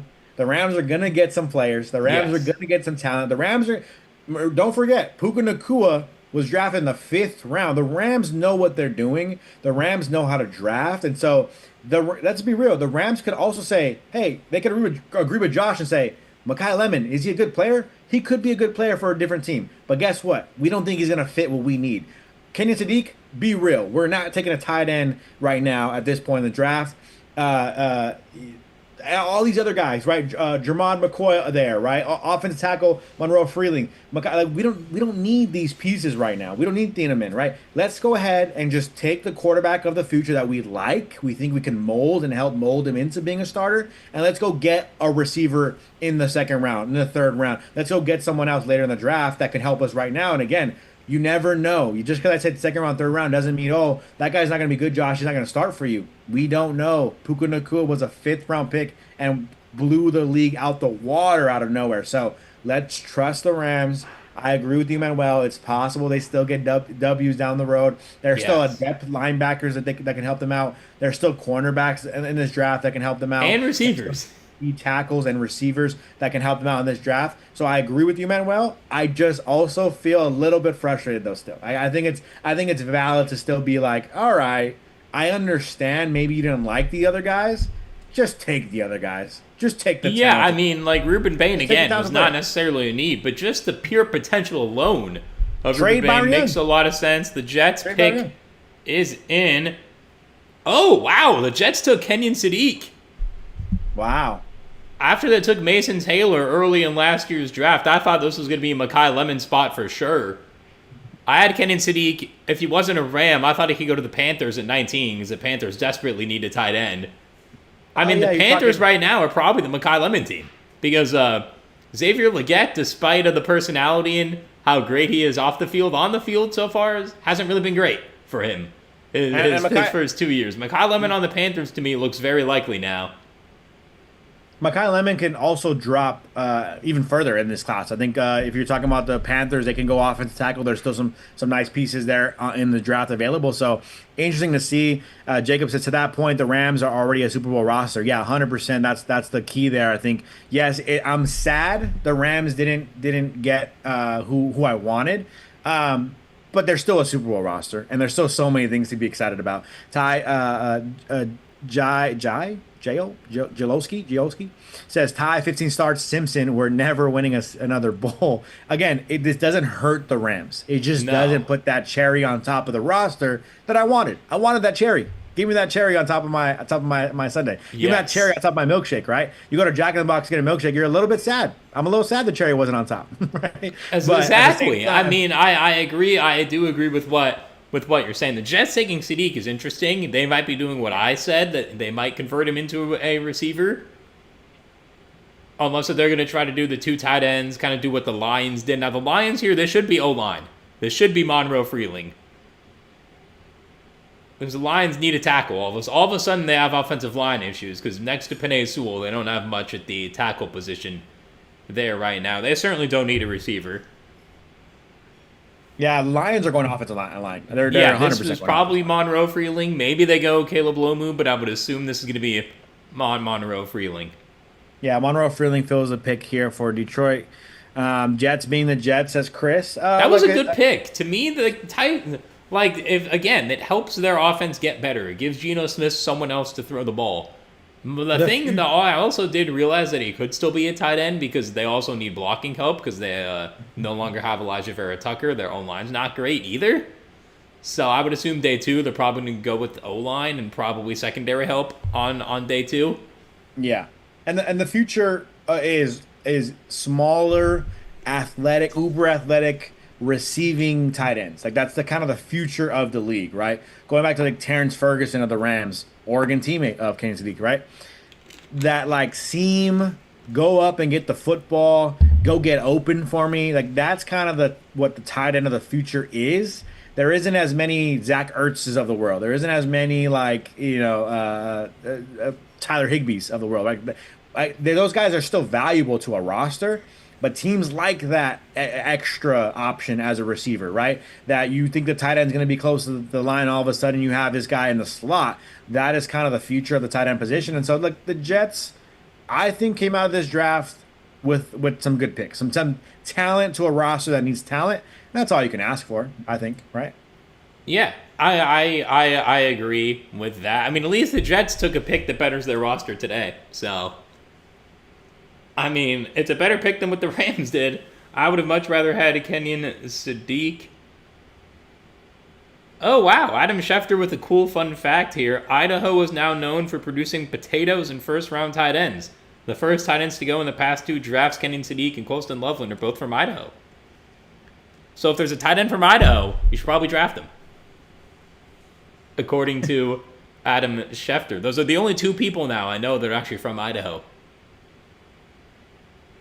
That's super interesting. Super interesting fact. But anyways, for the Lions, this was my Spencer Fano team. I had Spencer Fano falling a little bit in my mock. I had Monroe Freeling going 24 to the Browns before these trades. Now the Browns probably going to take a receiver at 24. ESG says, I went from laughing when people would say the Rams are drafting Ty Simpson. Now I'm crying. That was me. Literally. That literally sums up my last couple of days. I literally heard the stories and disregarded immediately in my mind. Yes. There was no part of my mind that was like, yeah, that's a great idea. There was a slight piece of me though, like yesterday when I heard it, I thought about Jimmy G, thought about Ty Simpson, and I thought, shoot, because we see like how many mock drafts have gone and the Rams have no options except for like a tight end, the Rams could actually take Ty Simpson. And so as the draft started, I was telling you, John, I wasn't really thinking much about nightmare scenarios for the Rams. And I just really thought about it. And I was like, I would hate if they take Ty Simpson. It is what it is. I'm going to root for the kid. And I'm rooting for him in 2027, 2028, right? And you could need him now, right? This has happened before in the past, right? Think back to all the times we've seen quarterbacks go down and their backup steps up, and all of a sudden that backup is the future of that franchise. Dak So we could Prescott's the see, main example of that. Fourth round pick. Romo had the injury. Dak yeah, was so good. Romo, no, I 100%. mean, the back injury probably didn't help Romo in terms of him continuing And his career post that, but Dak was so good that they and had to tell nobody Romo, yeah, Dak's just better now. and nobody, not even Dak would have thought, Yeah, right? He's no. going to step in and be a 13-3 starting quarterback, right? And so you never know what these quarterbacks are going to be. A fourth round pick turn franchise quarterback. Ty Simpson could be a guy we think is cheeks and buns, and then all of a sudden he's a franchise quarterback in a couple years. Yeah, I mean, we have to wait and see, but it's not necessarily the fact that it's even if there was like another, like if Dante Moore was here and they took Dante Moore, I'd be more intrigued with that rather than a Ty Simpson. But now the Lions on the clock. I'm assuming this is O-line, as Goodell has a Lions fan with him.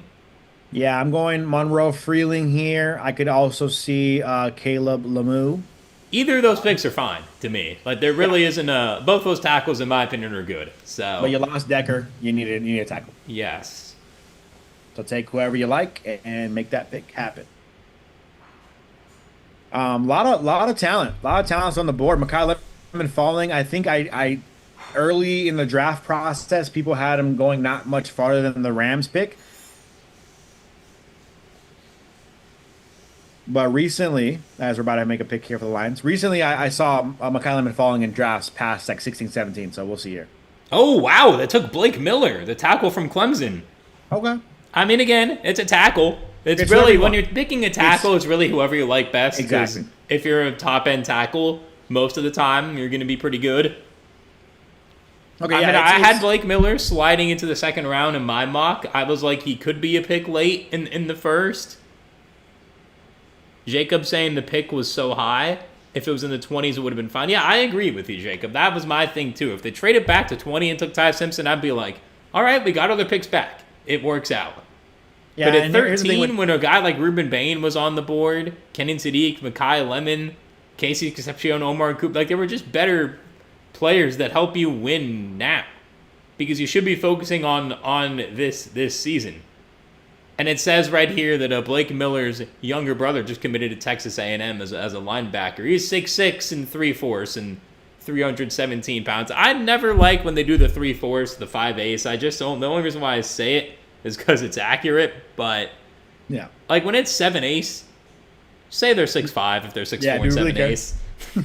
I mean, I get why they do it, so it's an exact measurement. But like for fans, Yeah.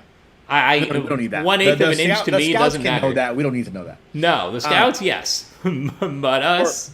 For me, I had a lot of offensive linemen going in the first round. I think I had like 7 going in the first round. So I think that makes some sense here. Again, you evaluate all the offensive tackles and you say this one's the best one in my mind for us, and there you go and make that pick because you got to think about what position, what side of the line they play, and you also got to think about the fit of their offense, right? So that's Yes. also a factor. They went with Blake Miller there, and I think that's a good pick. You just need a tackle if you're Detroit, so it's a good pick there. A lot of people have the Vikings just going the white safety. Let's replace Harrison Smith. I mean, Thanks. you are literally replaced, not just with the safety, but with the style of safety here. No, the Vikings took Caleb Banks, Wow. a D lineman. They actually needed a safety, though. In all seriousness, the Vikings did need a safety. That's Yeah. why I had them. And he happens to be the best safety in the class, and he just happens to be white. So that was the whole thing there. I wasn't doing it because he was a white safety. I did it because he actually fit the team. But I did not think Caleb Banks was going to go in the first round. I thought Caden McDonald was better as a prospect for sure. I had him as a early day 2 guy. It makes sense. The Vikings need a better run defense. Brian Flores pick makes sense. I am surprised that he went this high though.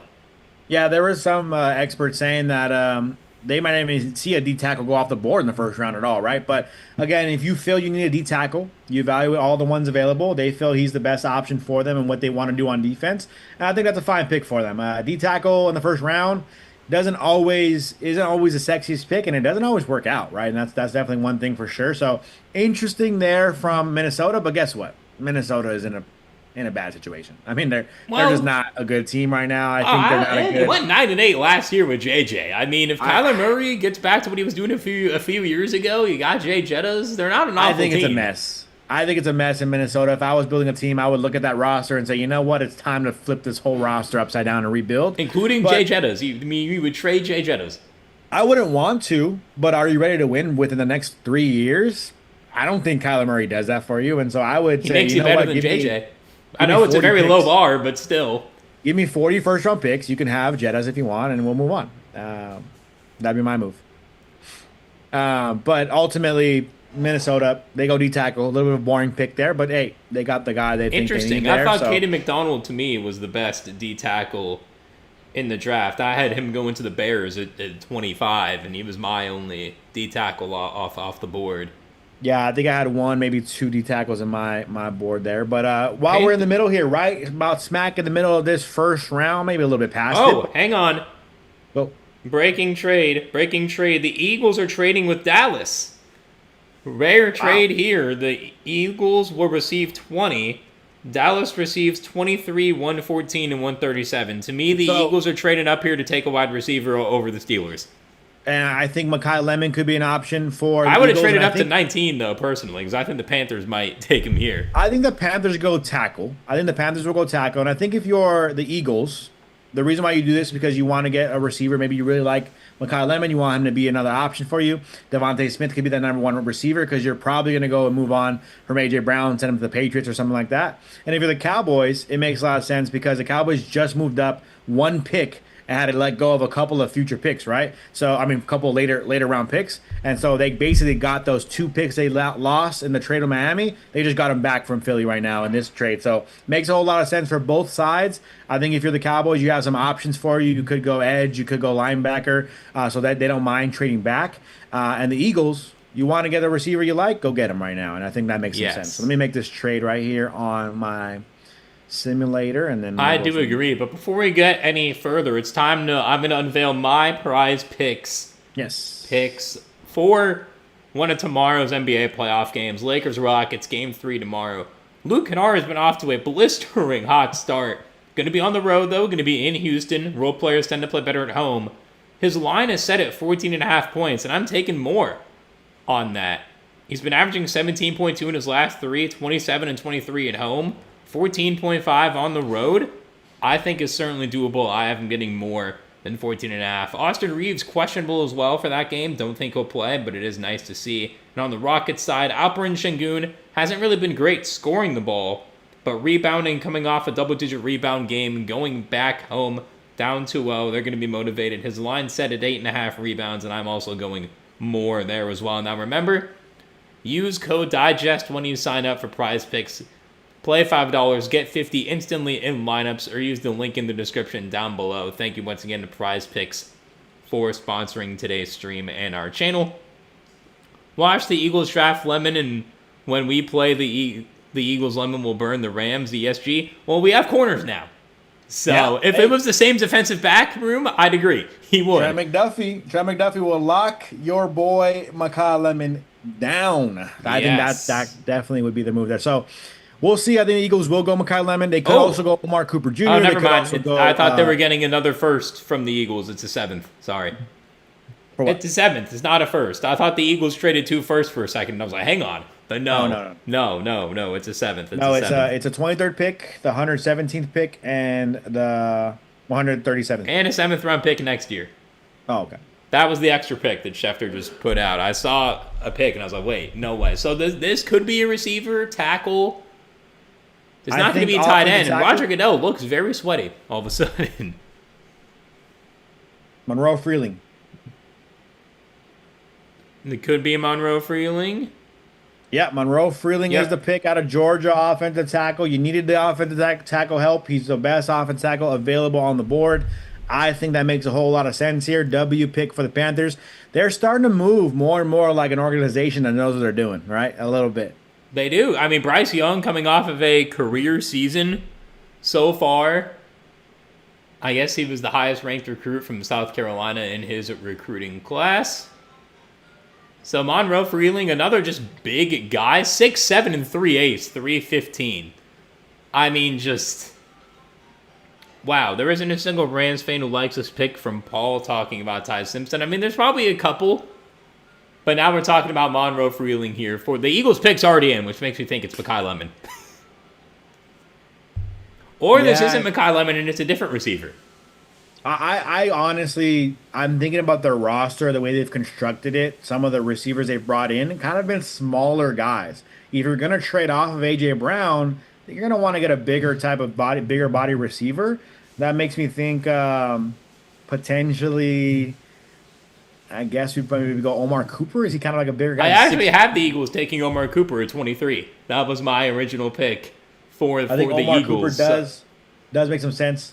So the Cowboys, again, they will receive so the Eagles got a 7th-round pick next year. That's what it was to make the trade happen. But the Cowboys do receive the 23rd pick to move back 3 spots. They also get 2 4th-round picks. Again, they lost 4th and 5th-round picks earlier in that trade with Miami, so they got those picks back, essentially, with this Eagles trade. So Eagles pick is in already? Yeah. The Eagles select Mekhi Lemon. All right, yeah. I mean, yeah, that's a steal for the Eagles. At number 20, you get Mekhi Lemon. I think that's why they traded up, right? Yeah. I don't think they thought he was going to be available. So once they saw him sliding, they said, you know what, let's just move up. Let's not even risk it. I think a team like the Chargers could be a team that was interested in Mekhi Lemon at this point. Maybe not, because they have other needs for sure. But, maybe a team like Pittsburgh could have taken a receiver. Let's just trade up. Let's get the guy now. He's a good receiver. We like him. Let's take him now. Let's trade A.J. Brown. Could you trade A.J. Brown, by the way, for a top pick in this draft? I don't think so, but... No. I mean, I saw a rumor today the Rams were maybe going to trade for BTJ, that the Jaguars were willing to trade Brian Thomas Jr. today. That would have been nice. Mekhi Lemon is not a good blocker. Ty Simpson, I'm not going to lie to you. Maybe not the 13th pick in the draft, though, trading for BTJ. I would have preferred that over Ty Simpson. But you might be getting disrespectful. I don't think I am. I'm sorry. I'm not trying to disrespect Ty Simpson, but it's just more, it's a mess right now for me. Manuel asked me earlier, I apologize for missing it, but he asked if Jacob was my brother. Yeah, that's my brother right there. He is family. Jesse is in the chat at times, too. That's my little brother as well. So a lot of family support of the channel. Hey, we are Ramley, right, at the end of the day. So yes. I appreciate the family support there. Manuel says, I love the Rams pick, too. It looks like Lemon was crying. Yeah, I'd probably cry if I was drafted in the first round. If I was drafted to a team that has consistently been a competitive Super Bowl contending team as well. I hate the Eagles, but I mean that's a good team. It's a good organization. Yeah, I'm going to a good. I mean, if I got drafted to the Jets, I'd cry for 2 reasons. 1, for being drafted. 2, oh no, I'm a Jet. That's a good one. I like that. Sorry, Jets fans, you don't deserve this. The Jets are one of my teams where I'm like, I really want you to win. ESG says because of the Rams, the Eagles got a little gift. Yeah, a little gift. Honestly, we kind of did. We did it last year too, by the way, with Jahad Campbell. And it's going to be intriguing. That Eagles hat doesn't even look good on him. It's interesting, too, because... I think it's the hat size. It's not the color. I think they gave him the wrong hat size, personally. I think it's interesting, too, because, like this, I mean, I'm confident in the Rams' defensive backs, but it would really hurt our soul, I think, in Los Angeles if you're sitting there in the playoff time, another snow type of game, you're in Philadelphia for some reason, because you couldn't get the number 1 seed. You're in Philly and you're facing off against Mekhi Lemon, and he doesn't have to pop off for 200 yards, but if he catches that game-winning touchdown, that'll break my heart while we're watching Ty Simpson on the bench watch Matthew Stafford, the whole time. It's just a little frustrating. It is. Just a little frustrating. Man. It is, especially because he went to the Eagles. If Mekhi Lemon went to a team like the Panthers or the Jets, I'd be like, all right, cool. The fact that he went to the Eagles, I'm like, and I already said this too, but I think it got brushed over. The Rams last year at 26 needed a linebacker, had a chance to take Jahad Campbell. Eagles take him, but what do you know? He was awesome for them. Yeah. So, I mean, the Steelers pick is now in. The Steelers pick's interesting. I have the Steelers in my mock draft. They also need a safety. This was where I had Emmanuel McNeil-Warren, the Toledo safety, one of the more interesting players in the draft going. But now that Dylan Tunneman is still available, I do think the Steelers will take him. This also could be a receiver team, too. This could be a Omar Cooper or Jordan Tyson, because Michael Pittman has had some injury issues, and DK Metcalf was not great last year, although I think that was also an offensive system issue, too. Yeah, I think there's a lot of ways they can go. I thought this could have been a Ty Simpson team, by the way. I don't Yeah, think I they thought would because if I picked Ty Simpson in the first round with no trades, I would have picked here with trades. I would have expected the Cardinals to potentially trade back into the first round. But yeah, we'll see what the Steelers do here. could they go guard here? I don't I don't know if they're gonna go There's any guard. guards available? I don't really think there's a best. It's Darius is honest. our boss. Darius is loving the Panthers pick because he is a Panthers fan. I could see a linebacker here. I could see C.J. Allen coming off the board here. Wouldn't be Yeah, the surprised Eagles there. also have Dontavian Wicks, Hollywood Brown, and Elijah Moore.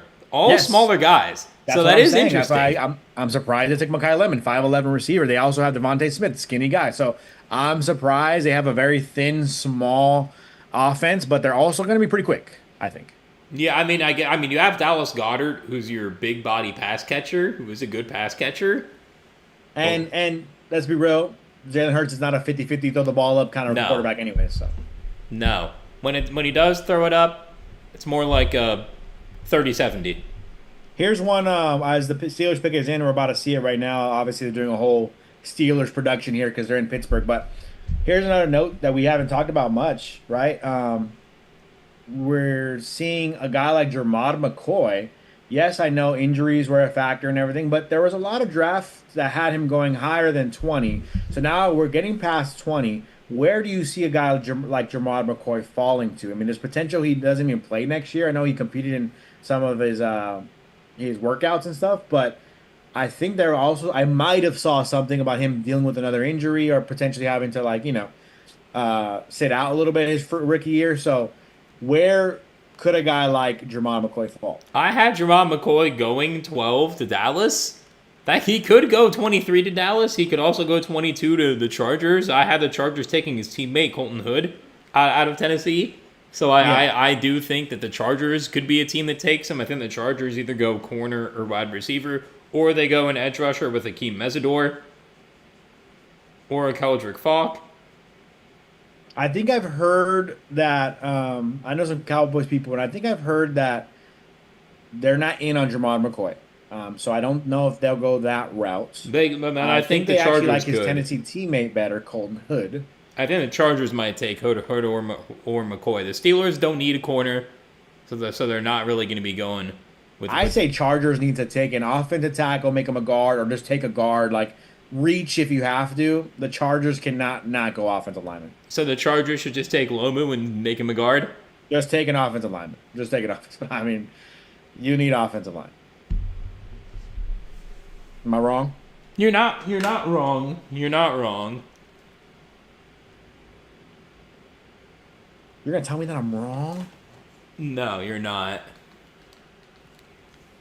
As my antenna signal just stopped working. That's fun. Well, I can commentate a little bit right now. Goodell is No, up I there just with switched back to cable. I'll just go. I'll just use the Schefter tweets for picks, up but you there can with commentate. with Rams legend Jerome Bettis. Johnny says the Simpson pick at 13 is the sort of pick that starts the unraveling of a franchise. I disagree with that. I don't think the franchise is as long as Snead and McVay are there, the franchise is not unraveling as the Steelers and the city of Pittsburgh look to be honoring some high school football teams. Here's Jerome Bettis makes the pick. Well, here's a pick. Here's a pick right now from Jerome Bettis. Let's wait for the pick here. We'll talk about.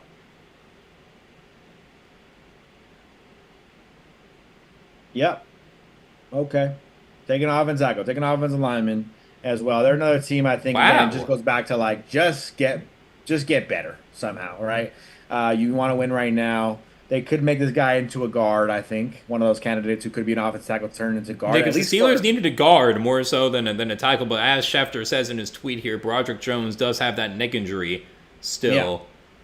So you're talking about needing to protect your quarterback who's 45 years old. Well, he hasn't re-signed. You also don't have a quarterback. So like They got Will Howard. Don't disrespect Will Howard. protect whoever is going to throw the football for you next season, and that this is the route I think for Pittsburgh. A lot of people in Pittsburgh are excited right now, like they want to win, and I find their roster, I find their coaching decision, I find all things going on in Pittsburgh right now to be interesting. I wouldn't say I would put money that they're going to win anything anytime soon. Wait, it says this guy's from LA. Sorry, it just said he was live from Los Angeles. Where's this guy from? Let's No look him idea. up. No idea here. In front Well, he of was the born hometown in fan. Nigeria, but he went to King Drew High School in No, Willowbrook. it says in front of their hometown fans. Oh, Where no, is Willowbrook? the Steelers. Willowbrook is not too far outside of Compton. Oh, okay. That is where he went to high school.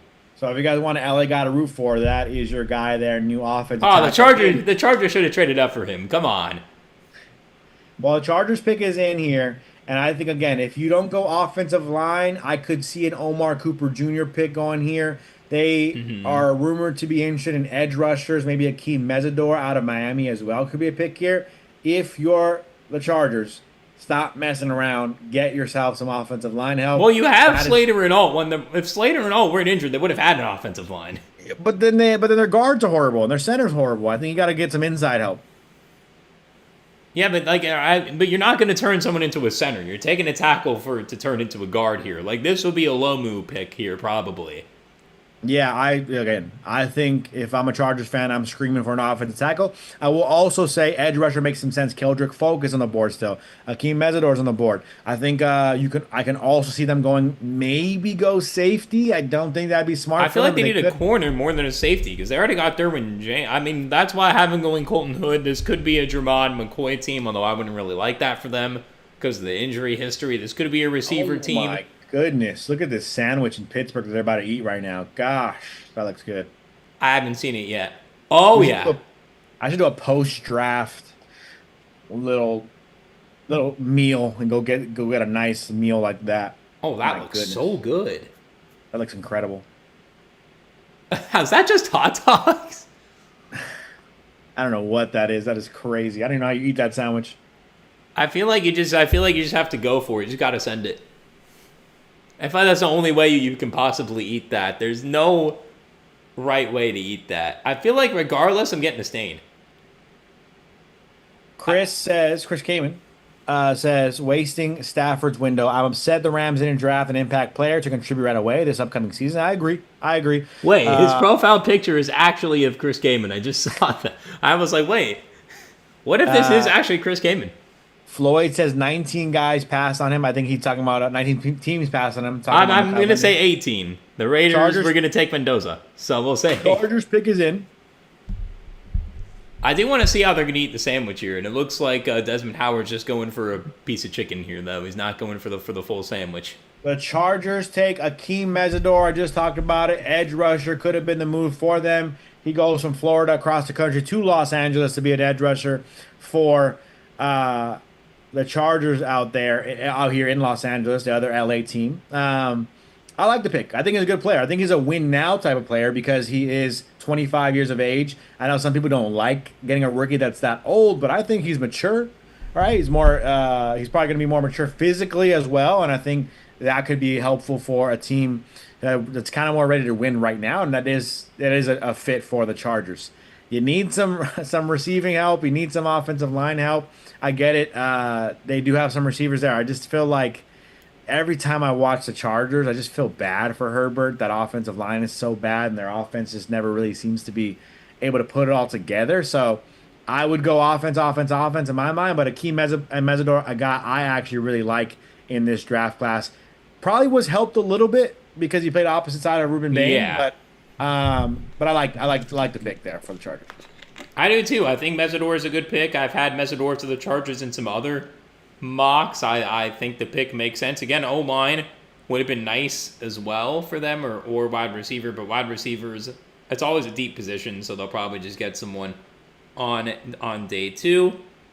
So I certainly think that this pick does help the Chargers. Cowboys actually were probably looking into Mesidor. Now that he's off the clock, I could see them going with a guy like Keldrick Falk, the edge rusher, out of Auburn here probably.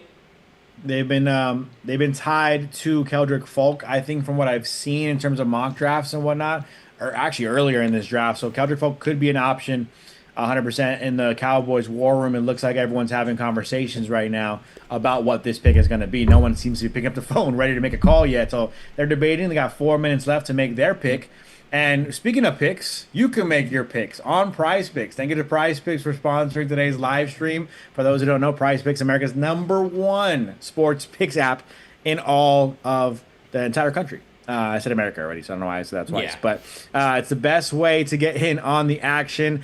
Josh dove into your picks already, Josh? Yes, right? I did. So we can dive into mine as well. I know we don't have the graphics for it, unfortunately. I apologize for that, Josh, and I couldn't get that figured out and sorted out for you all. But if you want to make picks just like us, you can go ahead and download Prize Picks using the link down below in the description. Make sure you use code DIGEST, so that way you can go ahead and get $50 instantly when you play your first $5 in lineups. I have, for the NBA, Derek White, less than 14 points. And some of you guys are like, Derek White's pretty good, Josh. I don't know. Well, guess what? The last 5 games, he hasn't even come close to 14 points. So Derek White, I have less than 14 points for Boston versus Philly. And for Philadelphia in that same game, it's actually going to be tomorrow night. I have the 76ers forward Justin Edwards from Kentucky. Josh was telling me before the draft started. I have more than 8.5 points, rebounds, and assists. 8.5 seems like a good number for him, as he's gone more than that number 3 of the last 3 games. 100% of the last 3 games he has gone. So those are my couple picks. I think it's like 3x your money if you go ahead and make those picks and follow me, or you can go ahead and fade my picks if you really want to. Those are my picks on Prize Picks. If you want to make your picks on Prize Picks, again, download Prize Picks using the link down below in our description. Use code DIGEST. You get $50 instantly when you use your first $5 in lineups. Thank you to Prize Picks for sponsoring this live stream and the entire channel. Yes, apparently the Rams have now posted their Ty Simpson stuff. Let's see. The graphic, or Ty Simpson admiring his work. A new message from the newest Ram. Oh, the comments are not good. Welcome to the Rams house. Oh, yeah, the comments are not good. Again, comments are brutal, says Johnny. They're not great, so we're not going to be...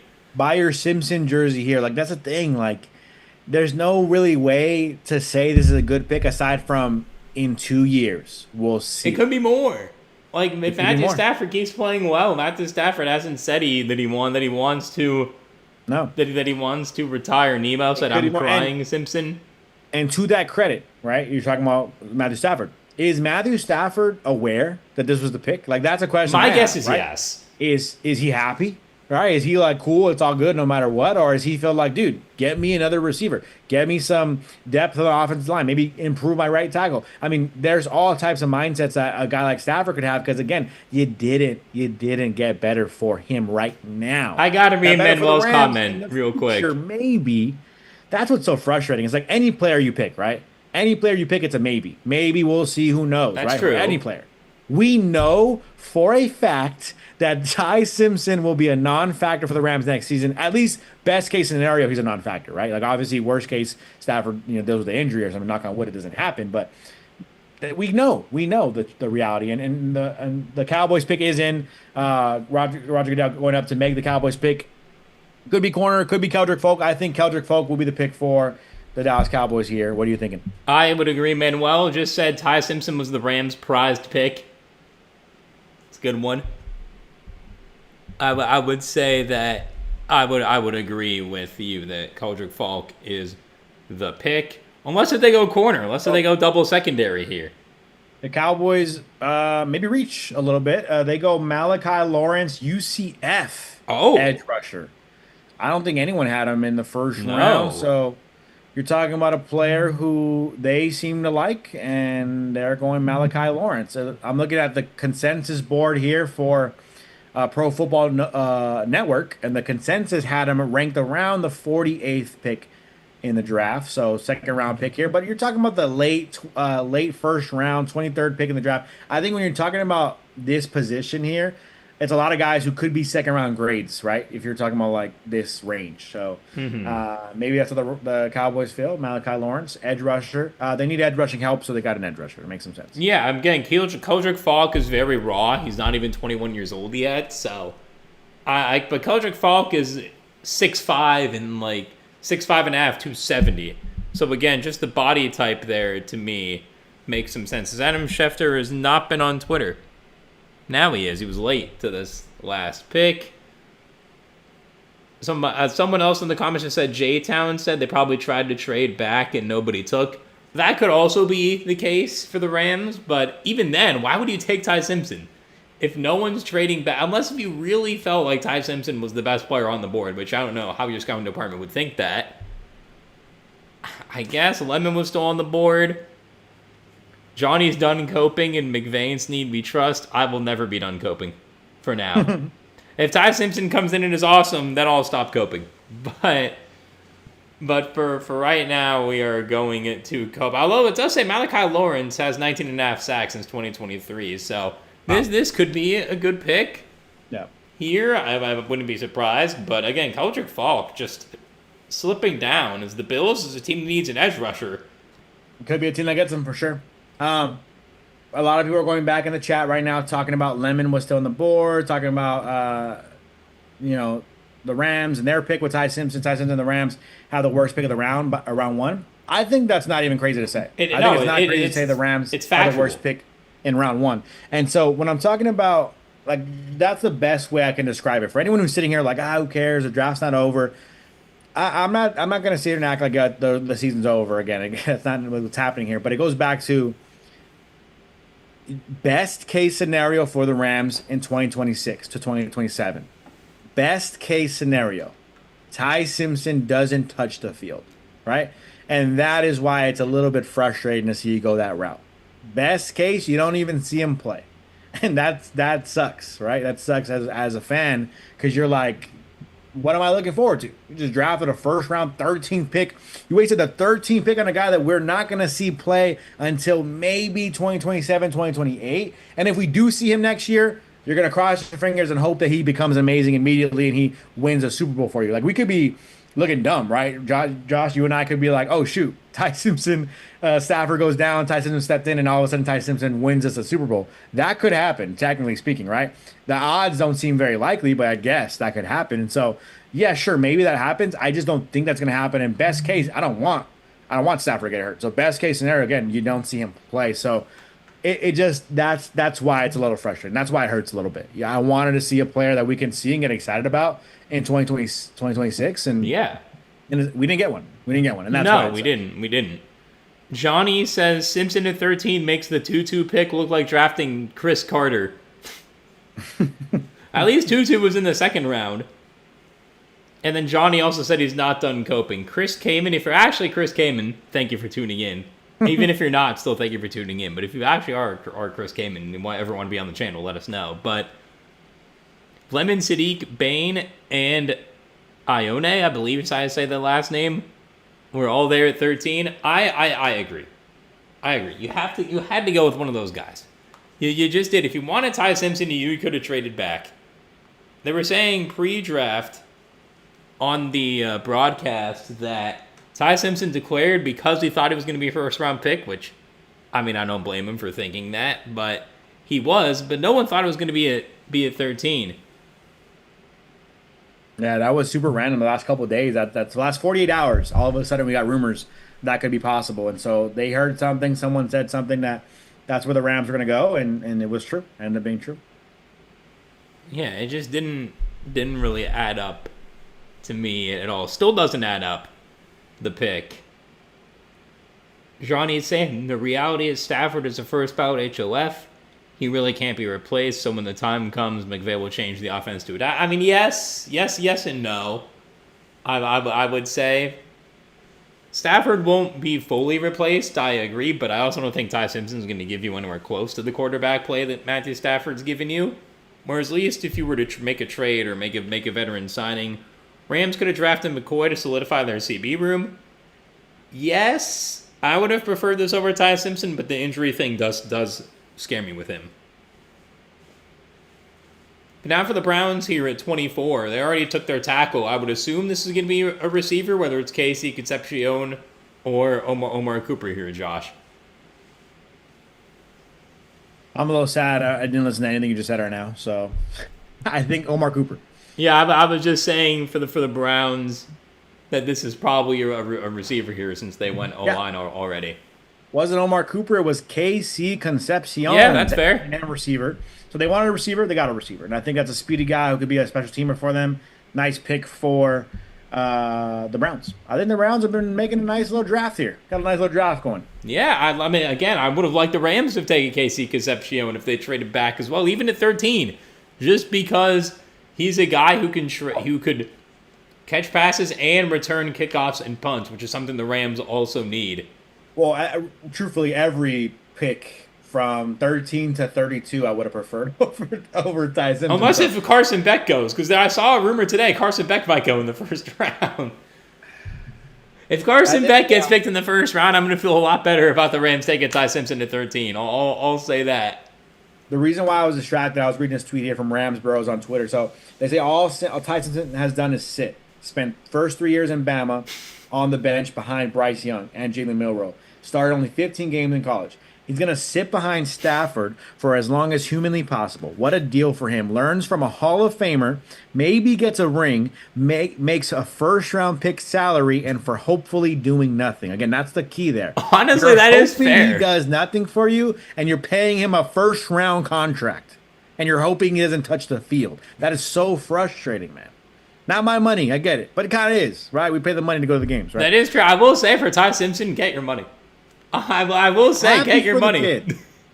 He goes from a bench player in college to a bench first-round pick player in the NFL. Insane. Worst part, you could have traded back. Yes. No quarterbacks have gone off the board from 13 to now. 10 to 12 picks have gone off the board, and no quarterback has even sniffed the draft, right? So you could have traded down. Maybe another team like Pittsburgh was going to take him. Maybe the Jets were interested. Maybe. But you could have traded back. And I will say this, to be fair to the Rams, again, trying to be fair to my guys here, it takes two to tango, right? We cannot just sit here and say, you could have traded back. What if no one wanted to trade up? Not that high, at least, right? What if the Rams didn't want to trade up that high? Or the Eagles didn't want to trade up that high for Mekhi Lemon, right? Manuel. Yes, Manuel with a donation here. I don't know for Manuel. I think Ty Simpson was a great pick for the Rams. We no longer need to wonder about the future QB. Yes, we do. Are you guys going to go live for every round? Every round, probably not. We were only planning on going live for this round. But to answer your question, Manuel, I'm still wondering about the future quarterback. And that's another key there, Manuel. I think that's where we're going to differ here. You're saying the Rams don't have to worry about it. Can we trust Ty Simpson? I don't know. We don't know if he's a future quarterback. Now, at the end of the day, nobody knows who anyone is going to be good again. We don't know until these guys hit the field. I 100% agree with that. But from what we've seen from Ty Simpson, from what Josh has seen, especially because he watches more college football than me, but what we've seen from me just watching him play a little bit, I don't see, and I was kind of right on this with J.J. McCarthy, as a lot of us were, right? I don't see a starting star quarterback in the NFL. He could explode and be a great player. But even when you're talking about like a fourth-round pick, Dak Prescott, when you're talking about like a second-round pick, Jalen Hurts, those guys showed flashes of things, and they got so much better since college, right? Like Jalen Hurts and Dak Prescott, I think, improved tremendously. Has Jalen Hurts gotten better since college? I think that's a fair question to ask at this point. Well, they're in the football, maybe not, right? But like for Jalen Hurts specifically, but like a Dak Prescott, he's improved from his rookie year. He's improved as a passer, right? But it took him time to improve, and like that's where it's like Ty Simpson, he has to improve a lot for me to really feel comfortable with him, and we're still not going to know for sure if he's the guy, and so that's what's kind of scary. Yeah, at the end of the day, you never know who the future quarterback's going to be, regardless. But why? If they took Ty Simpson, I'm not mad they took Ty Simpson. I'm mad they took him with the 13th pick. I think that's where we're kind of disconnecting, Manuel. You could have took a player who's going to win now or traded back, and you didn't, and you took the guy at 13 who's going to make a bunch of money to sit on your bench, and best case scenario, again, not play next year. And that's, you're sure. We can trust Les Snead and McVay and hope for the best with this kid. But again, best case scenario, he doesn't play, and this what we know for a fact. I just tweeted this. What we know for a fact is that this is not part of maximizing Matthew Stafford. That's a fact. This is not a part of maximizing Matthew Stafford as a player. That's a fact. It is. You can't disagree with that. And it's also not maximizing the Rams. Yeah. Like, Ruben Bane doesn't maximize Stafford, but it maximizes the Rams. Yeah. Like, it maximizes the team and the potential that they have going forward. Manuel says again, we can trust McVay and Snead. McVay as a former QB. I mean, just because McVay is a former QB doesn't mean Ty Simpson's going to be good. I mean, that's a great cope, though. If that's coping, that is a real good cope. I didn't. You know what? I might convince myself of that one tonight, actually. I trust McVay. I trust Les Snead. All right. I replied to a tweet from Cameron DeSilva. He just tweeted that. I will never question Les Child. Never question Les. He just like repeated that over and over again, like he's a kid writing on a whiteboard, right? I agree with that sentiment. I love those guys and I trust those guys. So I think they see something in Ty. I hope they see something in Ty that they can work with in the future. But again, like I said, the fact is, like Manuel says, that's the fact, right? The fact is, it's not maximizing Stafford. You can't argue with that. It's not maximizing your success in 2026, 2027, unless Stafford gets hurt, which we're not hoping for. Knock on wood, it doesn't happen. But unless he gets hurt and Ty Simpson wins you the Super Bowl, you're hoping that he doesn't play. So, like, you're not maximizing. That's all facts, and I trust these guys. But my concern is that they said, I don't think this is gonna fit. I don't like this guy that much, so let's just push it to next year and see what happens with Ty Simpson. That's what I'm afraid of. They just kind of like Simpson. They said, whatever, we'll take him. That's what I'm worried about. Yeah, I'm a little worried about that too. Houston is traded up to number 26, by the way. And the 49ers are attempting to trade pick number 27. The Bears are staying put here. And we've talked a lot about the Rams. Goff was a Jeff Fisher pick. Yeah, but Goff was better than Ty Simpson was. The Bears taking a safety here. Dylan Tinnaman. Yeah, that's a great pick. I thought both Tinnaman and Emmanuel McNeil-Warren were going to be off of the board. So I had them going D tackle, but they needed a safety after they lost Kevin Byard. Chicago continues to make smart moves. I think that's a good player to have on the back end of your defense. He's a great drop back free safety type of player.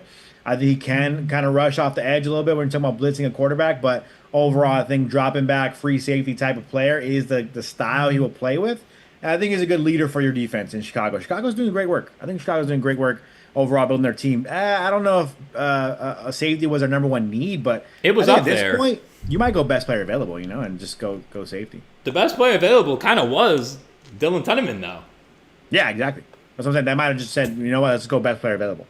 But that is a need because they did lose Kevin Byard. Agreed. So that's a nice pick there. Some guys still left on the board. Jermod McCoy from Tennessee still on the board. Cornerback. Keldrick Folk also out of Auburn. Edge rusher still on the board. Omar Cooper Jr. Indiana receiver still on the board. Emmanuel McNeil-Warren safety from Toledo still on the board. Offensive tackle Caleb Lamu. Interesting, he's still there, right? I think a lot of people had him going a little bit higher than this, but we're right on that range. I think a guy like him, he can go off the board pretty soon. Clemson, corner, Avion Terrell on the board. Caden McDonald from Ohio State on the board. Denzel Boston, a sneaky kind of late draft riser for me. One of my favorite players in this draft, I think. Boston, I think, could be a good receiver for a team at some point here. I can see that happening as well. Now that it is official here, I believe, this trade. Houston is always looking to trade. What is this trade? So the Texans get number 26 and 91. The Bills get number 28, 69, and 167. A lot of moving parts here. Let me try to focus on what's happening. So the Dolphins are on the clock trading with the Niners. Well, the Bills are currently on the clock, but it's the Texans pick. It's telling me Houston's on the clock. Yes, Houston is on the clock right now. So the Dolphins are going to be having pick 27. So the Texans are on the clock. It's 26 and 91 in exchange for 28, 69, and 168 to the Bills. So let's go and make that trade here on my board.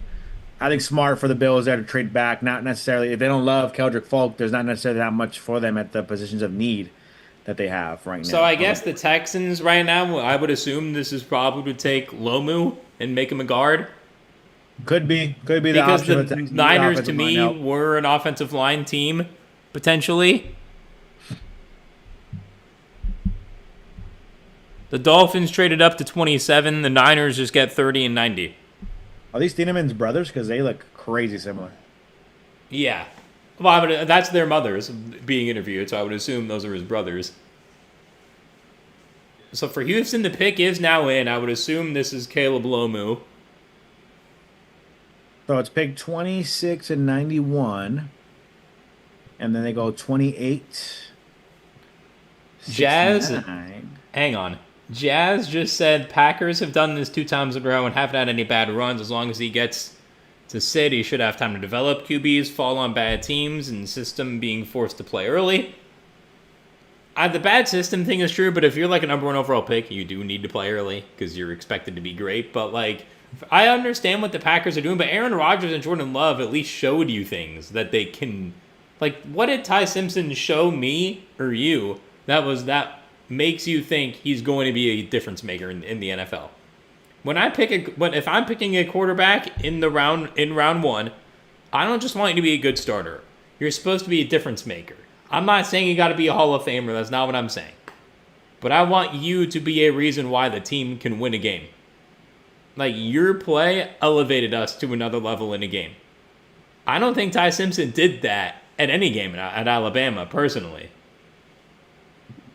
That's why. If Ty Simpson can end up being really good, and he can end up learning a lot from Matthew Stafford and the Rams offense, and he's great in 2 years. That is on the table. We have to keep saying it. Is it likely? To me, no. But at the same time, I just don't think that was the right pick here, as the Texans' pick is in. Yeah, it was Kalen Rutledge who on the consensus board for Pro Football Network, they had him ranked 62nd. So Wow. offensive guard from Georgia Tech here, but you need offensive line help. Again, you analyze these guys. He is the eighth offensive lineman taken so far in this draft. So I had about 7 going in the first round. So I was telling Josh earlier in this draft, this live stream, I was like, that's a lot of offensive linemen. So if you're like a team that needs an offensive lineman, trading back was kind of a thing you could do. And so if you're the Texans here, you say, you know what, we really want this guard. We're going to go up and get him, and they do. I'm surprised they traded up because he seemed to be a little bit lower on some boards, but you want him, you take him. And he's talking about a crazy story of himself getting in a car accident right here. So, oh wow, incredible to see him recover from a pretty intense car accident that had dealt with an infection in his foot. Incredible story there. So shout out to Kalen Rutledge out of Georgia Tech. So I know you're popping off a little bit, Josh, on the chat here, talking about some Ty Simpson stuff. Ty Simpson is Aaron Rodgers. You don't know ball. That's another good. I can try to tell myself that all the time, but and you know what? Again, there's quarterbacks. Tom Brady. That's all you got to say. All right. Did anyone in the Tom Brady draft class look at Tom Brady and say that is going to be the greatest player of all time? Obviously not, because otherwise he would have been the first overall pick in the draft. So, perfect example as to we don't know what we're talking about is Tom Brady. All I can say is that you guys cannot argue with. I'll say it one more time and I'll stop saying it. This does not benefit Matthew Stafford, and this does not benefit the Matthew Stafford era for the Rams. That's all I can say. For sure, without a doubt, this is not a benefit to Stafford, but could be great for the future. Could be. So we'll have to wait. Could be. I will say one thing about the Aaron Rodgers thing. Aaron Rodgers, Tom Brady's the greatest overall quarterback ever, but Aaron Rodgers might be the single greatest thrower ever. Yeah. Yeah, and is Ty Simpson that? No, I mean I probably just got rage baited, and but a guy the guy who went late first round, right? I'm not saying I think you're right on like you could just eyeball it and say like their arm strength, their accuracy isn't there, right? All that stuff for Ty Simpson, but but we can see what he can develop into. Yeah, I'm intrigued to see it. I wish him nothing but the best, but at the same time, right now, I don't think it helped us. Agreed. I don't think you're wrong to feel that way for sure. So we'll get off. We'll get off. At least Tom Brady was a starter. Yeah, and we'll get off of that. You're right. Yeah, Tom Brady had had multiple years starting at least. I'm just saying. I'm on your team. You guys are preachers of the choir. Okay, I'm on your side. I'm just trying to play a little bit of devil's advocate here and say we don't know what Ty is going to be. Let's just wait and see. But it's just frustrating. And hey, Muad'Dib is how you say your name. _69 says our first round pick was Trent McDuffie. Do not forget that. That's also true. Right? Trent McDuffie is arguably. I don't even think arguably. I think he obviously was the best corner in this entire class if you're comparing it to who these classes are, right? Obviously, right? It's obviously he's making a lot of money compared to first-round picks, but you got the best corner in this quote-unquote class for your 29th pick in the draft to Kansas City. So you got a first-round talent. That helps you now. So think about the future. So let's trust that that's their mindset if you're the Rams in that room. Mekhi Lemon could have been great, but also maybe could not be great. I mean, we're going to have to wait and see what he does in Philly. He could also not be super effective in Philly, right? They don't even have a quarterback who can throw the football. So, well, Mekhi Lemon's a good intermediate. Jalen Hurts is very good at intermediate routes. That's what he is good at. Mekhi Lemon does fit that. So the Dolphins now pick at 27. I had them at 30 taking a corner in Avion Terrell because they do need corners. I had them taking Jordan Tyson at 11. I was wrong there. They already went O-line.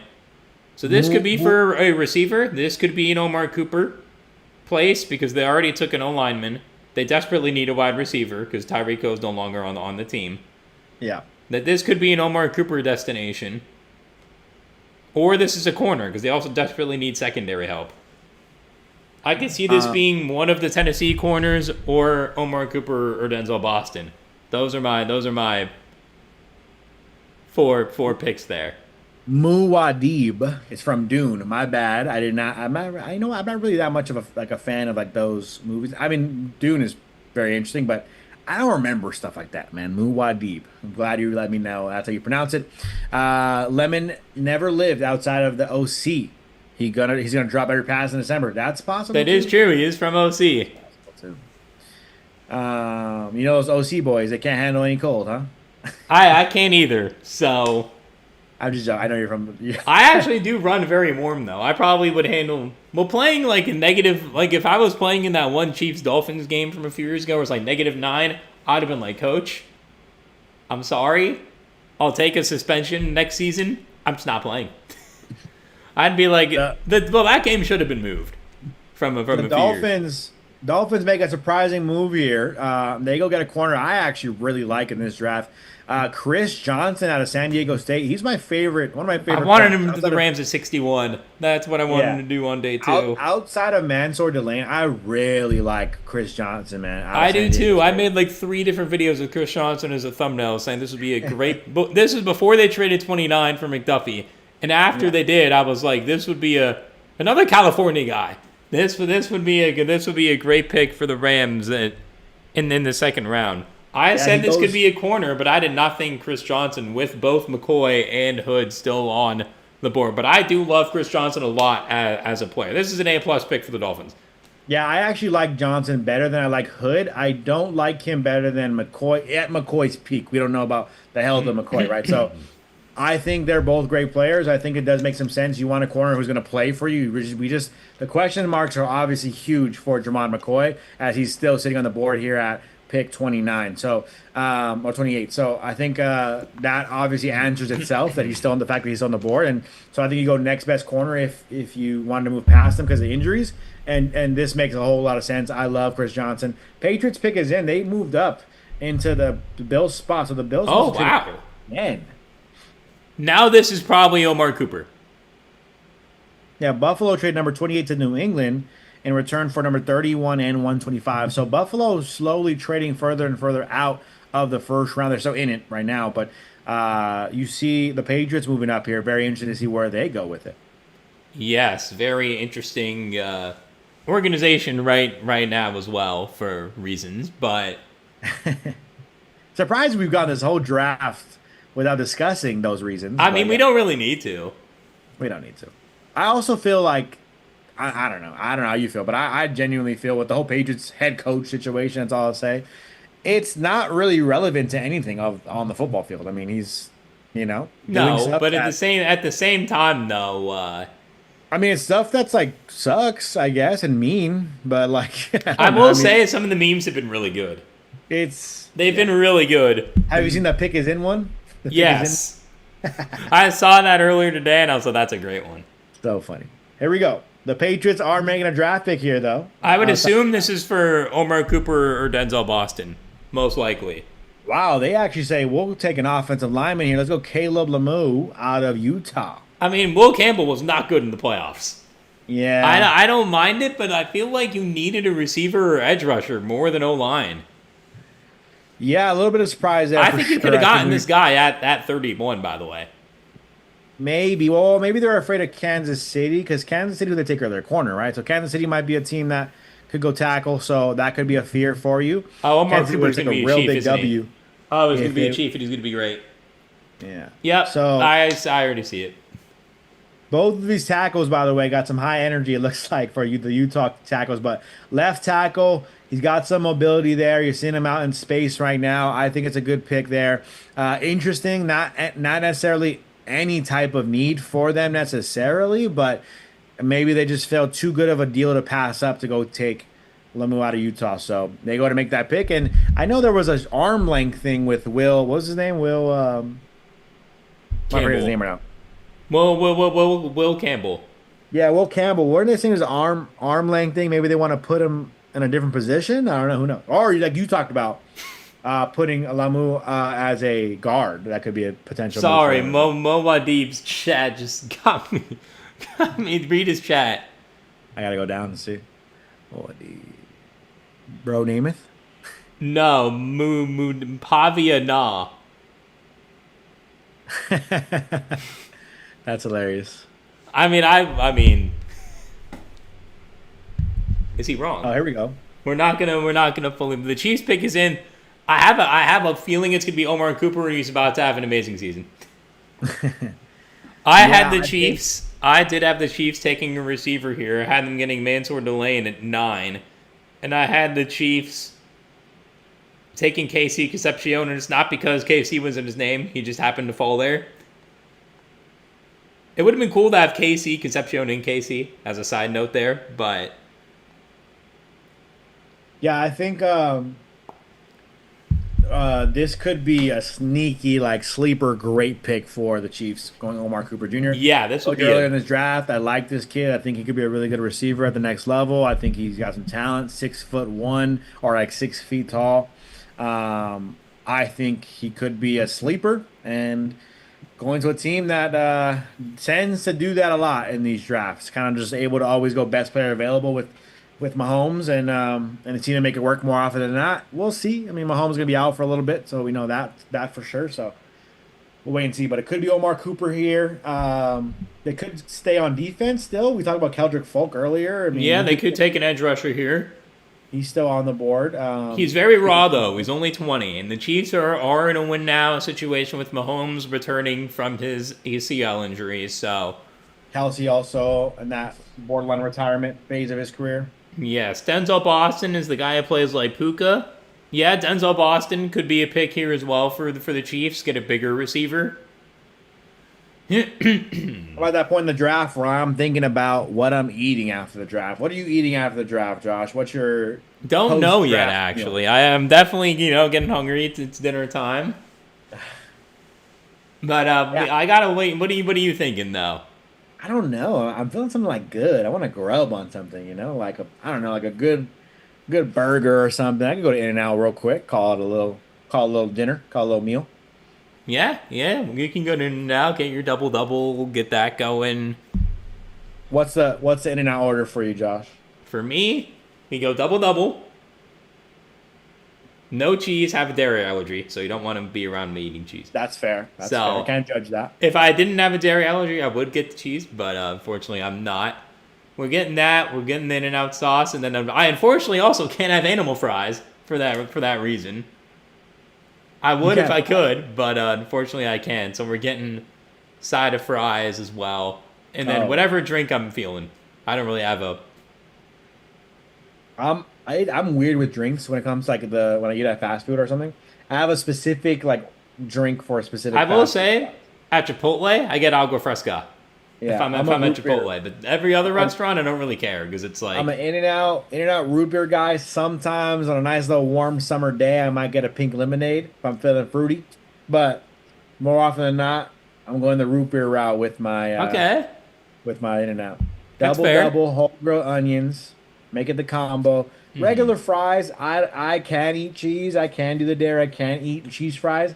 I just feel like I'm doing too much when I'm doing all that. I feel like I'm you have to already a get the animal big style guy. fries as a whole meal though. I don't do animal style fries. I don't do animal style. Okay. I can't do it. But as a bigger guy, you go cheese fries. I'm just like, dude, I'm already a big guy. I don't need to be bigger than I already am.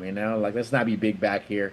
Let me just do the regular fries. Call it a day. That's where I'm at in I mine. did not expect to hear the phrase "big back" on the stream today, but we have heard that pink lemonade's a great What he answer. says, what he says, number one, raw onions. Raw onions is crazy. Fried mustard. Fried mustard is interesting. Did they do Fried that in mustard is, In-N-Out? and you might be onto something. Did they do And that you in just said In-N-Out fried though? mustard is a game changer. You might be onto something. I might have to go fried mustard on my double double Did today. they do it in In-N-Out though, Madib? I mean, sounds like I haven't I heard got of that in salmon tacos with In-N-Out. kimchi. That sounds good too. The salmon tacos with We should kimchi. all eat fermented foods once a day. That's interesting. Interesting. I have not heard that, but I will look into. The Jets just traded up with the Niners to 30. By the way, the Jets gave the Niners 33 and 179. Chiefs go a little boring. Chiefs go a little boring. They go Peter Woods, D tackle. Really? They don't take an Yeah, edge rusher, or why'd they take a D tackle? That is very tackle out of interesting. Clemson. So Over Caden McDonald. The you know Jets might have what? just traded back up for Caden McDonald, by the way. You know what? You take that. It is what it is. You got to trust the Chiefs process at this point. Now you're looking at the San Francisco Niners. They trade out of that pick, it sounds like, right? You said? Yeah, the Jets just So it's got it. 33 and 179, and that gets them to move up into the first round. That's actually such a cheap trade for the Niners. The Jets, this could be the Omar Cooper team. This could be the Omar Cooper team here as well. I know we keep saying it, but this could be the Omar Cooper team, or it's going to be a Caden McDonald trade. I'm kind of shocked that the Niners just traded out of the first round, Unless and if all they they think, got back, I think they're probably just going to go with an O lineman, and they'll probably be there at 33. but So, all they got back was a one pick 179. well, I mean, I just think that they weren't looking for extra picks here. I Yeah. think that the Niners are probably traded out because I think they're going to go O line, and the Jets might take an O lineman here. Maybe they'll take. I'm trying to think of who's still on the board O line I got you. wise. We got Jermon McCoy, Keldrick Folk, Omar Cooper Jr., Emmanuel McNeil Warren. You got Caden McDonald still out of Ohio State, Denzel Boston, This Colton Hood, corner out of Tennessee, linebacker from Georgia, C.J. Allen. If you're looking at what the Jets need, they took an edge rusher and they took a tight end. They could still go receiver and improve this yes, offense even more. They could still go um, they could go Caden linebacker. McDonald to get a D tackle because you're not going to take another edge rusher after you took David Bailey. But So you could go like linebacker over the middle of the field. I think they still need some yeah, linebacker. this could be a CJ Allen team. Then this could Yeah, be team. I could see that. I could see maybe they really like Jacob Rodriguez. I doubt, but maybe they want to go in that the first. route. I mean, I love Jacob Rodriguez as a again one of my hopeful picks in the second round for the Rams, but would be Jacob Rodriguez. Well, I mean, any pick in the second round is better than picking Ty Simpson at 13. So Well, as the first round is coming to an end, I want you guys to let us know what you guys are thinking in terms of the Rams draft with Ty Simpson, what you're looking forward to in the next couple of days of the draft, and just how you're feeling about the draft in general. Were you surprised, happy? What's a couple names you guys who are watching still currently? What do you guys think? What do you guys think about some of the names still on the board? Who are you surprised fell? Who are you surprised went early? Let us know as the Jets pick is in. Roger Goodell about to announce why they traded back into the first round. the Jets select Omar Cooper. Yeah, that's a great pick. The Jets are cooking. The Jets are cooking. I said that first. I was like, this is because the Bills were probably going to take him at 31, is my guess. The Jets took, I think, three of the best players in this. I mean, obviously, all these guys are first round talents, right? But are going in the first round. But you're talking about Omar Cooper, a sleeper good receiver, I think. They're talking right now. His father, Omar Sr., played basketball at Louisiana Tech. So you got the athleticism background. His mom was actually a basketball player as well at Michigan State. So very athletic background from his parents, it looks like. His sister was a basketball player at Purdue for a couple years. Wow, very And very his athletic other family. sister, his other sister plays volleyball. So overall, very athletic family for Omar Cooper Jr. He's an athlete himself, Indiana receiver. Obviously, I think can play in the slot, play on the outside a little bit. They're showing a slot highlight right here in the end zone, just beats the safety. Oh, that catch of the year highlight. Yep. I forgot about that one. So obviously has the ability to go up, jump up, and get the football and find his way to get his toes in. You guys haven't seen that clip. You got to watch Omar Cooper back at the end zone catch versus Penn State. But looks like he worked out the slot a lot there for Indiana. So that's a good option there for the Jets when you're talking about still having Garrett Wilson on the outside. This guy can now slot in for you at the slot. Now you have two nice options for you at the receiver option. See, receiver position for Geno Smith, the one and only savior of the New York Jets franchise. He's going to take him to the promised land, according to Aaron Yes. Glenn. So we will With the see coach if that does happen. But now for the Bills at 31, because I love this pick for the Jets. The Bills could go Denzel Boston. They could go Keldrick Falk if they want to get a really raw edge rusher. They could also get T.J. Parker or Zion Young if you want Bills to are get. very win now. We know that. So Yeah, so Denzel Boston is a pick that helps you because outside of DJ Moore, you got Khalil Shakir, who's a decent wide receiver too. You do have Keon Coleman for now. So I wonder what the Bills are going to do. They could also go with Caden McDonald, get another defensive tackle in there. Let's see. The Jets made 3 first-round picks this year, and they have 3 in 2027 as well. If the Jets can cook... Also, Omar Cooper's parents are wearing Catch of the Year shirts, which I love to see. fire. If that's a great shirt, whoever decided for them to wear that, amazing idea. But now with the last 2 picks in the first round here, I mean, Seattle with really not many needs at all here after just winning the Super Bowl. I think SF takes Boston. San Francisco is no longer in the first round, but with the first pick of the second round, I can potentially see that. But they might go O-line. I know they re-signed Trent Williams for another couple years. But at the same time, they need a contingency plan. David asking if can Mekhi Lemon get traded to the Rams? At some point, potentially. Today, definitely no. Jimmy Garoppolo, please re-sign with the Rams. I don't think he will anymore. I think that answered his question about retirement. I wouldn't be surprised if he announced his retirement tomorrow. Oh, the Bills just traded the pick. Yeah, they don't seem to like what they have. The there Bills on just traded board. the pick to Tennessee. So the Tennessee's not going to take another receiver. In my eyes, this is probably going to be an edge rusher. This could be Keldrick Falk here, probably. The logic for the Bills is just they don't like what they have on the board. They think they can trade back and get some more pieces and continue to try to build on what they have right now. And so Tennessee trying to trade back into the first round. Robert Saleh looks very, very excited. He looks excited to get maybe Keldrick Falk. Yeah.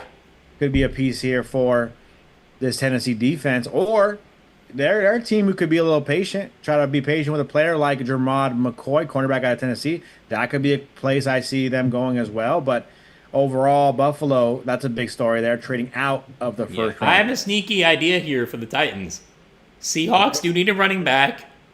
Jeremiah Love's teammate, Jadarian Price, could be on the board as well. Or they take a center, or they're going to take an O tackle or an offensive guard. But I do think this is going to be Keldrick Falk. Saleh's not going to leave this first round without a defensive talent, in my eyes. 320,000 people at the draft tonight. Are you insane? That is quite crazy, actually. The Titans do select Keldrick Falk. Excuse me.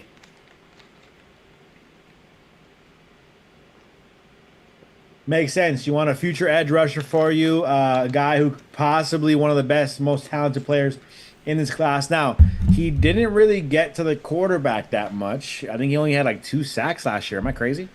No, because I did a video about the Rams potentially trading back and taking him. So that obviously is a factor, but a guy who has potential, has the size, could be a nice cornerstone piece for this defense for years to come. I like Keldrick Folk as a prospect. I think this is a good place for him to go. Tennessee, they're going to be patient with him on defense, allow him to kind of grow and hopefully be molded by Robert Saleh. One thing you can trust when it comes down to Robert Saleh is he knows defense. He knows these defenders. So I think this is a good place for him to land. If Robert Saleh sees something in you, then you got some talent. So yeah, definitely. Definitely. Now, Falk, a very raw prospect, only 20 years old. I'm going to keep saying it. That's why I was such a huge fan of him. 6'5" and 7/8, 6'6", 275 pounds. He has the frame. He's got a big, long frame, as they're showing a highlight here where he did get to the quarterback. That's half of his sacks on the season there. So I love the pick for Tennessee. I think it's what they needed to do. Robert Saleh, as we both said, defensive guy, was not going to get out of this first round without taking a defensive talent. Good draft haul for the Titans. You get Carnell, Tate, you get potentially a future wide receiver 1, and you get a nice edge rusher to help complement Jeffrey Simmons on that D line. Madib says, "What the Falk?" that was a good one. Again, that's a great pick. And now the Seahawks to end this first round. We'll see what they do. They could go Jadarian Price, the running back out of Notre Dame. Schefter just had 5 out of the last 6 picks in the first round were traded.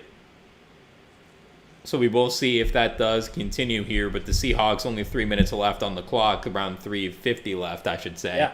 Highly doubt this is going to be a trade at this point. Keldrick Folk, by the way, has a fire chain. It's like his own logo. KF. Oh, yeah, that's cool. Kind of cool chain there. So, one note going back to the Rams, since we are the Rams channel, I want to keep talking about the Rams. We have a question here. The real question about picking Simpson, is what does this mean for Joe Burrow? I'll be honest with you guys. Like, I was a little bit, like, I got, like, my eyebrows were raised, my ears were perked up a little bit for the idea of Joe Burrow, but I truthfully don't know if he ever leaves Cincinnati. I know, not a well-run organization, not a well-run franchise.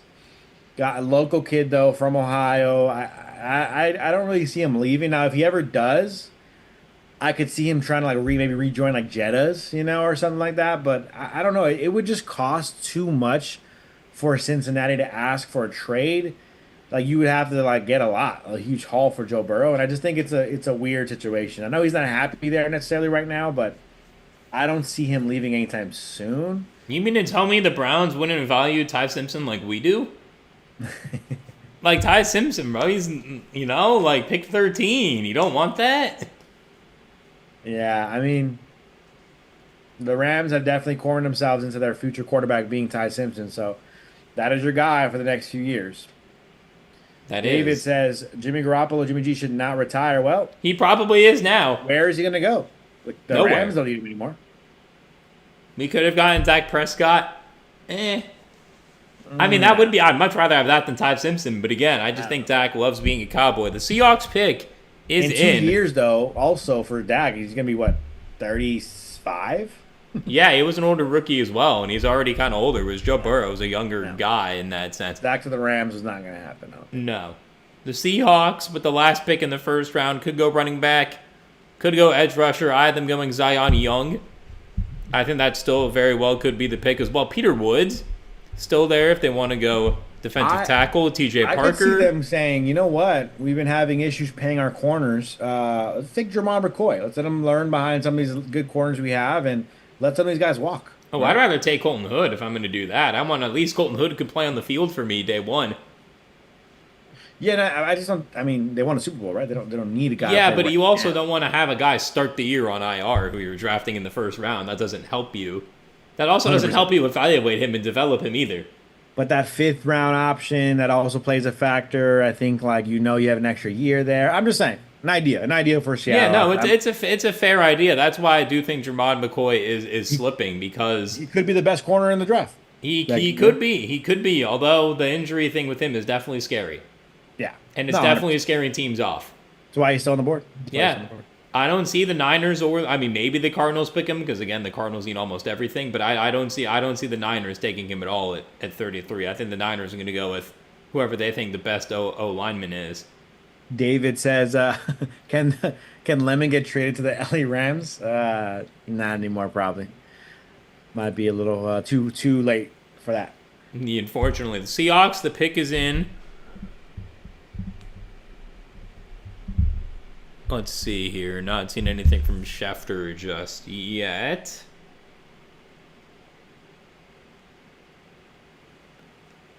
The last pick in the first round, the Seahawks decided to keep it and not trade it.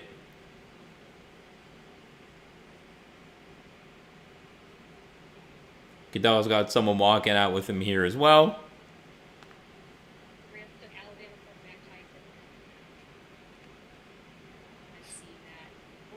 Straight up for Boston. Someone said, yeah. Yeah, the Rams could trade up for Denzel Boston. The Rams do have 3 seventh round picks, by the way. That is true. A trade up for Boston, I definitely wouldn't hate. I think that would make a lot of sense, especially if you think Ty Simpson's your guy. You get him another guy on his timeline as well. Then that makes some sense. Denzel Boston would make sense regardless whether you pick Ty Simpson or not here, realistically. Mm-hmm. As Adam Schefter is still a little bit behind on this pick. As we have another fan, a Seahawks fan.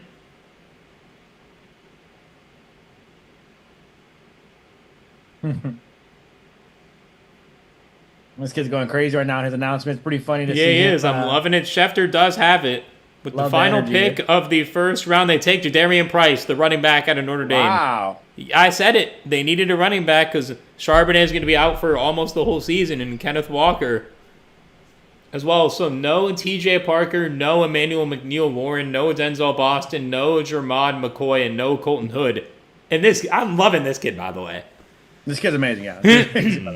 I'm loving it. He's my favorite Seahawks fan.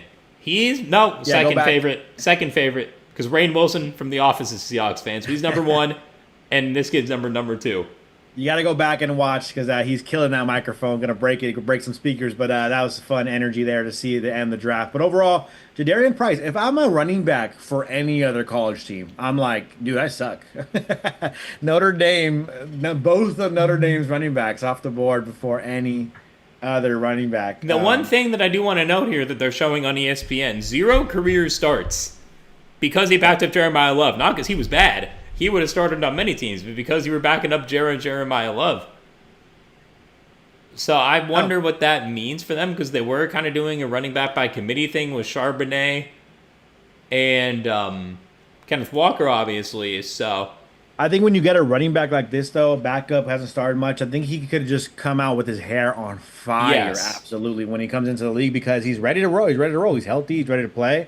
Learned behind a good running back and was part of a really good offense. And I think this could be a great pick for Seattle. Going to have a lot of speed and burst, a little bit on the smaller end, just under 6 feet tall, I think. But, he looks like a Seattle Seahawk. I'm watching him right now, some of his clips. He looks like Kenneth Walker. Like a little version of Kenneth Walker with some burst. So, good way to end the first round. So, I'm going to look at the full results here of the draft, and it looks nothing like either of our mocks. We're shaping up pre-draft, but very interesting. A lot of A+ here from Pro Football Network, by the way. I'm looking at their grading process. I went off the consensus board here on my mock draft, so I followed along their actual draft. The Los Angeles Rams for the 13th pick in the draft. Are you ready, Josh? F. The 13th pick in the draft, the Rams took Ty Simpson, quarterback out of Alabama. They get a D+. That's higher. I would have given it an F. So it's higher than I would have given it. That's according to Pro Football Network. They do get a D+. The Jets get a D for taking tight end Kenyon Sadiq out of Oregon 16. Oh, that's disrespectful to Kenyon Sadiq. Come on. Let's see here. I'm looking through some of these rankings. C- pick here for Seattle's Notre Dame running back Jadarian Price pick. A lot of A+. A lot of A+ though. Let's go with some A+. Keldrick Folk to Tennessee was an A+. Omar Cooper to the Jets late was an A+. Dylan Thieneman out of Oregon safety to Chicago was an A+, according to Pro Football Network. I bet the guard for the Ravens was an A+ too. Makai Lemon to the Eagles was an A plus. Rams could have done that, whatever. Monroe Freeling, offensive tackle out of Georgia. I think that might have been my mock draft, by the way. I might have had that going there. A plus for the Panthers. Who did you say might have been A plus? The Ravens, for sure. The Ravens taking the guard was a B plus. What? Oh, nah. That's an A. That might be the best pick of the whole draft. Ruben Bane Jr. A plus. Yeah, edge of Miami going to Tampa Bay. Let's see some more A pluses here. Caleb Downs, Ohio State safety to the Cowboys at pick 11. It gets an A plus. Sonny Styles was an A, not an A plus, but was an A to the Commanders there. And then we have Arval Reese being an A minus for the Giants. Jeremiah Love was an A for the Cardinals. And then the A plus picks go Fernando Mendoza and David Bailey, the first two picks. So that's how Pro Football Network is ranking this. I'll screenshot that and go ahead and talk about it on my next video throughout the week. We have a whole lot of videos to break down how frustrated we are with the Rams, and also why we're still hopeful for the next couple of rounds and what the Rams can still go out and grab a lot of talent falling to the second and third rounds, Josh. Yeah, there is. There is a lot of talent fell. I don't know if it's going to fall to number 61. I highly doubt. One of Jamal McCoy and Colton Hood are going to be there at 61. Emmanuel McNeil Warren, we don't really need. TJ Parker out of Clemson, we also don't really need as an edge rusher. So, a lot of guys fell in this draft that we didn't expect to. Jamal McCoy makes the most sense just because of the injuries. And we have a dog appearance on stream. My dog Jeannie has been sitting here watching us talk draft for 3 hours. And I'm surprised she didn't bark like crazy when Ty Simpson was picked. I know. You weren't paying attention. The Rams took Ty Simpson, bro. Manuel says, it's been fun, Josh, and with you too. Appreciate you, Manuel. We definitely have missed all of you guys here on the channel. I know Josh and I, we actually don't just hop on phone calls like this either, unfortunately. So it's good to talk to Josh, hang with Josh, and just Josh around here on the Rams Digest channel live streams. I love it. Noah says thoughts on Makai Lemon pick. I'm a little bit jealous that the Eagles were able to get a dog. Yep. It makes up for them passing on Justin Jefferson. Yeah. Even on the night of the draft, I remember being like, what? Well, we'll have to wait and see if that ends up being the case. But I agree. W pick for the Eagles. I think that's great to see him drop to 20 for them if you're an Eagles fan. Card's not a running back away. No. Yeah, dumb for them. And honestly, kind of dumb for Arizona, but Arizona doing Arizona things. I'm surprised Mike LaFleur did that, though. Yeah, he's a good player. Mike LaFleur with a weird, Sean McVay with a weird move. I mean, I don't know. Yeah. I saw someone tweet saying I'd hate 31 out of 32 teams taking Ty Simpson, but it's McVay and Snead, so they're probably going to make him great. Yeah. I mean, that is true. I feel like for Ty Simpson to develop, he's in a good spot. Yes. If he went to the Jets, I'd be like, well, his career's over. Because we know what he might be in the most perfect spot for Ty Simpson. Yeah, but at the same time, I don't know how much development there is to be had. We could still trade for A.J. Brown, Madib. It seems like it's going to be a Patriot. That seems like what's going to happen. That's kind of been what the reporting is, and I don't know if we need an A.J. Brown trade. A.J. Brown and Puka in the same locker room also scares me a little bit. So... Yeah, I don't think the Rams need to do that, and I don't think I would want them to do that. I think it made sense for them to look into it, but I don't think it was a smart move for the Rams to do that. No, I don't think it would have been a smart move for the Rams either. But now heading into round 2, Josh, for the Rams tomorrow, what do you think they should do with pick 61? Yeah, pick 61. In the past, I think I've seen some options for them. I'm trying to see if I can look at another who's like a board of who's left. Let's see here. Here, if we go to ESPN best available. Yeah, so I'm looking up right now. Give me a second. But I think the Rams have some options. And to make me happy, I think not that they need to make me happy, but best available. Let's see.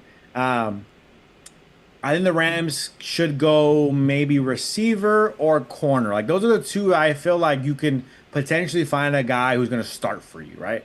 As I'm watching Josh scroll through some of the best available options for me here. So, we're talking receiver at the 60th pick in the draft. I will say Zachariah Branch for speed would be a great pick. Zachariah Branch could be an option for you. Denzel Boston's not going to make it to you most A likely. lot of people I'm seeing really like Ted Hurst out of Georgia State because he's a bigger guy who has speed. 6'4". He Yeah. could be there at 61. Elijah Surratt, I kind of like as like a guy he's not super athletic at all, actually like really low on the athleticism rankings, but he's a go get the ball kind of guy, Yes. just a good football player, and I think that like kind of is valuable. I will say, if the Rams want a big receiver, Yeah. I really liked this would be at 93. This would not be at 61, but at pick 93, I think Jacoby Lane Yeah, the USC. could definitely I be think another I think guy. what's I like Surratt as a prospect, but I think the Rams do need some more athleticism in their wide receiver room. And I was gonna say, I think you could use that because I think we're thinking about a slot receiver, but you could have Puka play the slot. I think Puka can play the slot for you, and so that is a key there. Devontae had his moments where he was playing out of the slot, so I think that's an option there as well. Getting a big body receiver isn't out of the question for the Rams. Speed, athleticism is key, but you do have some speed already there, right? And then Yes. Jermod McCoy, can he sit and fall to you all the way to 60? I don't think so, but if he does, or Colton Hood, one of those corners could add to this room and just make it more solidified all around. Brandon Cisse, is that how you pronounce his name? South Carolina corner could be an option for you. Those are probably three names that I would say. Like I was hoping that, like Josh was talking about, San Diego State, Chris Johnson fell, but he didn't. So those are my three. I think Jermod McCoy, Colton Hood, Brandon Cisse. Those would be my main options for the Rams specifically. D'Angelo Pons is an interesting name, but he's small, man, tiny. Yeah, that's Him, the thing. But the Rams did have him in for an in-person draft visit yeah. Scroll up a little recently, bit, so Josh. that's I'm why missing I one do more. think they could go D'Angelo Pons here. Deontay Scott is also super tiny, but again, the Rams could use a slot corner. Don't forget, yes, I know 5'11" He's corner. better than in, he's taller than Pons. I know there's a 5'11" corner. You already have one in Trent McDuffie, but Trent McDuffie is an outside corner. I mean, he can play outside for you. He can play the slot. I don't think you traded a first round pick for him to play slot for you. As I dropped my controller. Yeah, I'd I don't agree. think you traded Trent McDuffie to play slot for you, and so I think he can play slot, but you're probably going to want to go ahead and let him play on the outside more. So you can still look for a slot corner. I'd agree. Uh, I TJ think the Allen- Rams should probably go corner, but if they do go with a different position, linebacker's another name. Maybe Jacob Rodriguez falls because Jacob Rodriguez is a good coverage linebacker too, which is something that they desperately do need. I've seen Harold Perkins Jr. I think is a pretty good pick here as well. Yeah, Harold Perkins Jr. is a versatile linebacker. I think earlier in his college career he had some crazy flashes. Would love to see where he goes. I think for the Rams in particular, especially in that 60th pick range, C.J. Allen, Jacob Rodriguez, I could see that being a possibility if they fall that low to the 60th pick. That would be an interesting route for them to go. Offensive tackle could be an option. Yeah, I mean maybe they take a guy like Drew Shelton here potentially. But now a lot of those other reach guys have already kind of been taken. When we were talking about like what the Rams can do and why we were a little bit disappointed, Gold Day, a hybrid linebacker, says Muad'Dib. That's an interesting name as well. I think here's the thing about the Rams and why we were frustrated with the first round being what it was. They can go anywhere, right? They can really go anywhere, and I think that's why I'm frustrated. You could have literally took any position in the first round outside of quarterback, and I would have been happy. And you didn't do that, and that's fine. And we're hearing Leslie talk a little bit. Let's see. Have an injury. You could draft someone for the future. There could be an injury, and it's like, wait a minute, that was for the future. Now it's Hey, you set up a whole carnival for us to take Ty Simpson. and say they're going. But now kind of going back on this right here, if the Rams do for whatever reason want a tight end, Eli Stowers is very good. Oscar Delp as well, but I don't really think that they should go tight end. If they do want to go with an edge rusher, I mean T.J. Parker might fall all the way down to 61. R. Mason Thomas as well is really good out of Oklahoma. He had a very good season. He had first and second team All-SEC honors in his junior and senior seasons. I think he's a guy who could be there at 61 if the Rams want to go edge rusher because they're afraid of losing some other players. That is certainly an option. I don't think defensive tackle is a need, although Kaden McDonald Oh. somehow still on the board. But we do have the press conference here, Josh, if you want to play some of it. I was just watching what Leslie said. You can play it right here if you want. I just wanted to say that at the Rams like draft party, overwhelming disappointment is what the reporter just described it as for the Rams fans in terms of Ty Simpson. So me and Josh are not in the minority there. I think a lot of Rams fans were disappointed with this pick, and I don't even love Les Snead and Sean McVay's reaction. Go ahead and play it, Josh, if you have time to play that. The reaction? I don't have that. Oh, I thought you were gonna pull that. I'm sorry.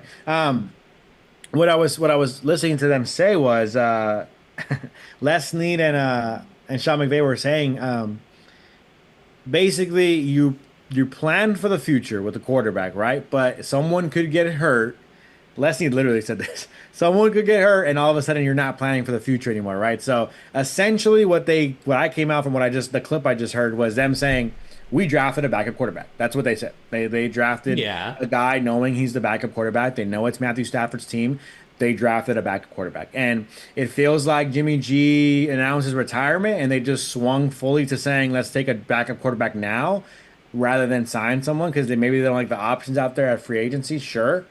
But again, that no ifs, ands, or buts about it. They drafted a backup quarterback and he could be needed next year, but could also not be needed next year. So I'm frustrated. I think Rams fans are frustrated, and I think rightfully so. I'll move on, and tomorrow I'll wake up. It's a new day, and I'm not going to be super upset with them because, to be fair, they have a team that is ready to win already. So Yes. again, I can't get mad at the cherry on top. It's a little frustrating, No. but I can move on. I can move on. The only hole we have right now is QB2. Well, I mean, we're hoping that they fill it. Well, they just filled it, right? Yeah, we're hoping that Ty Simpson fills that. I mean, I think there's a chance he's QB3 even. Yeah. Dude saying I'm pissed. Yeah, I am too. I expected a little more out of this draft, obviously. So it's not really ideal that we took Ty Simpson at 13. Again, they traded back. I would have been okay with that. Yeah, again, it all comes down to for me. Zero quarterbacks were taken in the first round outside of Ty Simpson. Now, to be fair, zero quarterbacks were worthy of being taken in the first round outside of Mendoza. So Yeah. I don't think it doesn't just because no other quarterbacks were taken doesn't mean no other team wanted Simpson, right? So like the Rams, if they wanted Simpson to be their backup, they probably needed to take him in the first round. There could have been another team that was interested, so that's fine with me. It's just I think you could have traded back at least 5 spots. Give me Yes. one more pick, 4th round, 5th round pick, and let's continue to build this roster. But yeah, again, it just sucks. It's not a now move, and I wish it was. And so we'll move on it and we'll talk about it. We'll sleep on it. We'll break it down in a video tomorrow, I'm sure, and we'll see. Maybe how it's even going. tonight, potentially. Yeah, maybe. But a lot to get into throughout the weeks, a lot to talk about the next couple of days. Josh and I will likely not be live for any of it, but we will be sitting here and discussing everything that happens Yes. with your Los Angeles Rams over the next few days. Before we hop off here, because I'm getting ready to go because I'm hungry. Yeah, I am my too. my dog is hungry as well. So before we get out of here, though, I want to thank Prize Picks for sponsoring the channel and sponsoring today's live stream. For those who don't know and haven't heard yet today, Prize Picks is America's #1 sports picks app and the best way to get in on the action. We did dive into some of our picks. You want to go over them real quick, Josh? Your picks that you mentioned earlier? Yes. So my picks for tomorrow's slate of NBA games, Rockets Lakers. I have Luke Kennard with more than 14.5 points. He's been dominating in these first 2 games of the Lakers Rockets series, and I don't think he's going to have over 20, but I do think he will have more than 14.5 points on the road. Alperen Sengun has not really been good scoring the ball in the first 2 games, but rebounding has been decent enough. 8.5 rebounds. I also have more than that for him as well, with the Rockets returning to their home court tomorrow. And the NBA games going on now too. Some interesting things happening there, not really for Prize Picks, but in general. The Knicks, again, lose it to the Hawks. CJ McCollum again with an amazing game. So if you are on Prize Picks, CJ McCollum definitely is someone to consider making some picks on. Had another clutch shot. And the Raptors absolutely destroying the Cavs earlier today. Not something I had on my mind. Wow. Beating them by 22. James Harden had the bad James Harden playoff game. Both Scotty Barnes and RJ Barrett had 33. Nice wins for them. And the T-Wolves dominating the Nuggets by 21 points here in the third quarter of Game 3 right now. Jokic is 5 for 20 on the day. Wow. Not great there. So they're definitely locking him up a little bit here again. The entire T-Wolves team is kind of scoring at will after Jaden McDaniels literally said the entire Nuggets team are bad defenders. And they haven't really done anything to prove otherwise. So definitely interesting there. But again, for my picks, Luke Kennard, more than 14.5 points. Alperen Şengün, more than 8.5 rebounds. And if you guys thought all that could have been happening already before Josh's picks or what he was talking about with today's games, you guys could have made your picks on it. If you just downloaded the link down below in the description. So if you guys still want to make your picks moving forward, you could download link in the description, download Prize Picks, use code DIGEST. You get $50 when you use your first $5. Make your first $5 in lineups, you get $50 instantly in lineups. They asked, do we post our picks? We post our picks every single video. We'll post some Prize Pick picks so you guys can go ahead and see them. Yes. Today, unfortunately, didn't work. We tried. Yeah. Today was a tough one. We couldn't go ahead and show today. My picks really quick. Derek White, Boston guard, less than 14 points in the game. I think he's like 0 for 5, hitting that number, 14 points. So of the last 5 games. And then Justin Edwards, more than 8.5 points, rebounds, and assists. Gone over that more than that 3 times over the last 5 games. So those were my picks. Josh gave his picks. Download Prize Picks using the link down below in our description and use code DIGEST so you guys get $50 instantly when you make your first $5 in lineups. Thank you to Prize Picks for sponsoring the channel. Thank you to Prize Picks for sponsoring today's live stream. Other than that, Josh, you have any more thoughts before we hop off of here and start getting ready to think about day 2 and 3 of the draft? No, I mean, Madeeb saying this draft is about depth, I do agree, but at the same time, I think there were other pieces at 13 that could have given us depth. This is more for you, Josh. They want you to bring back trivia of the day.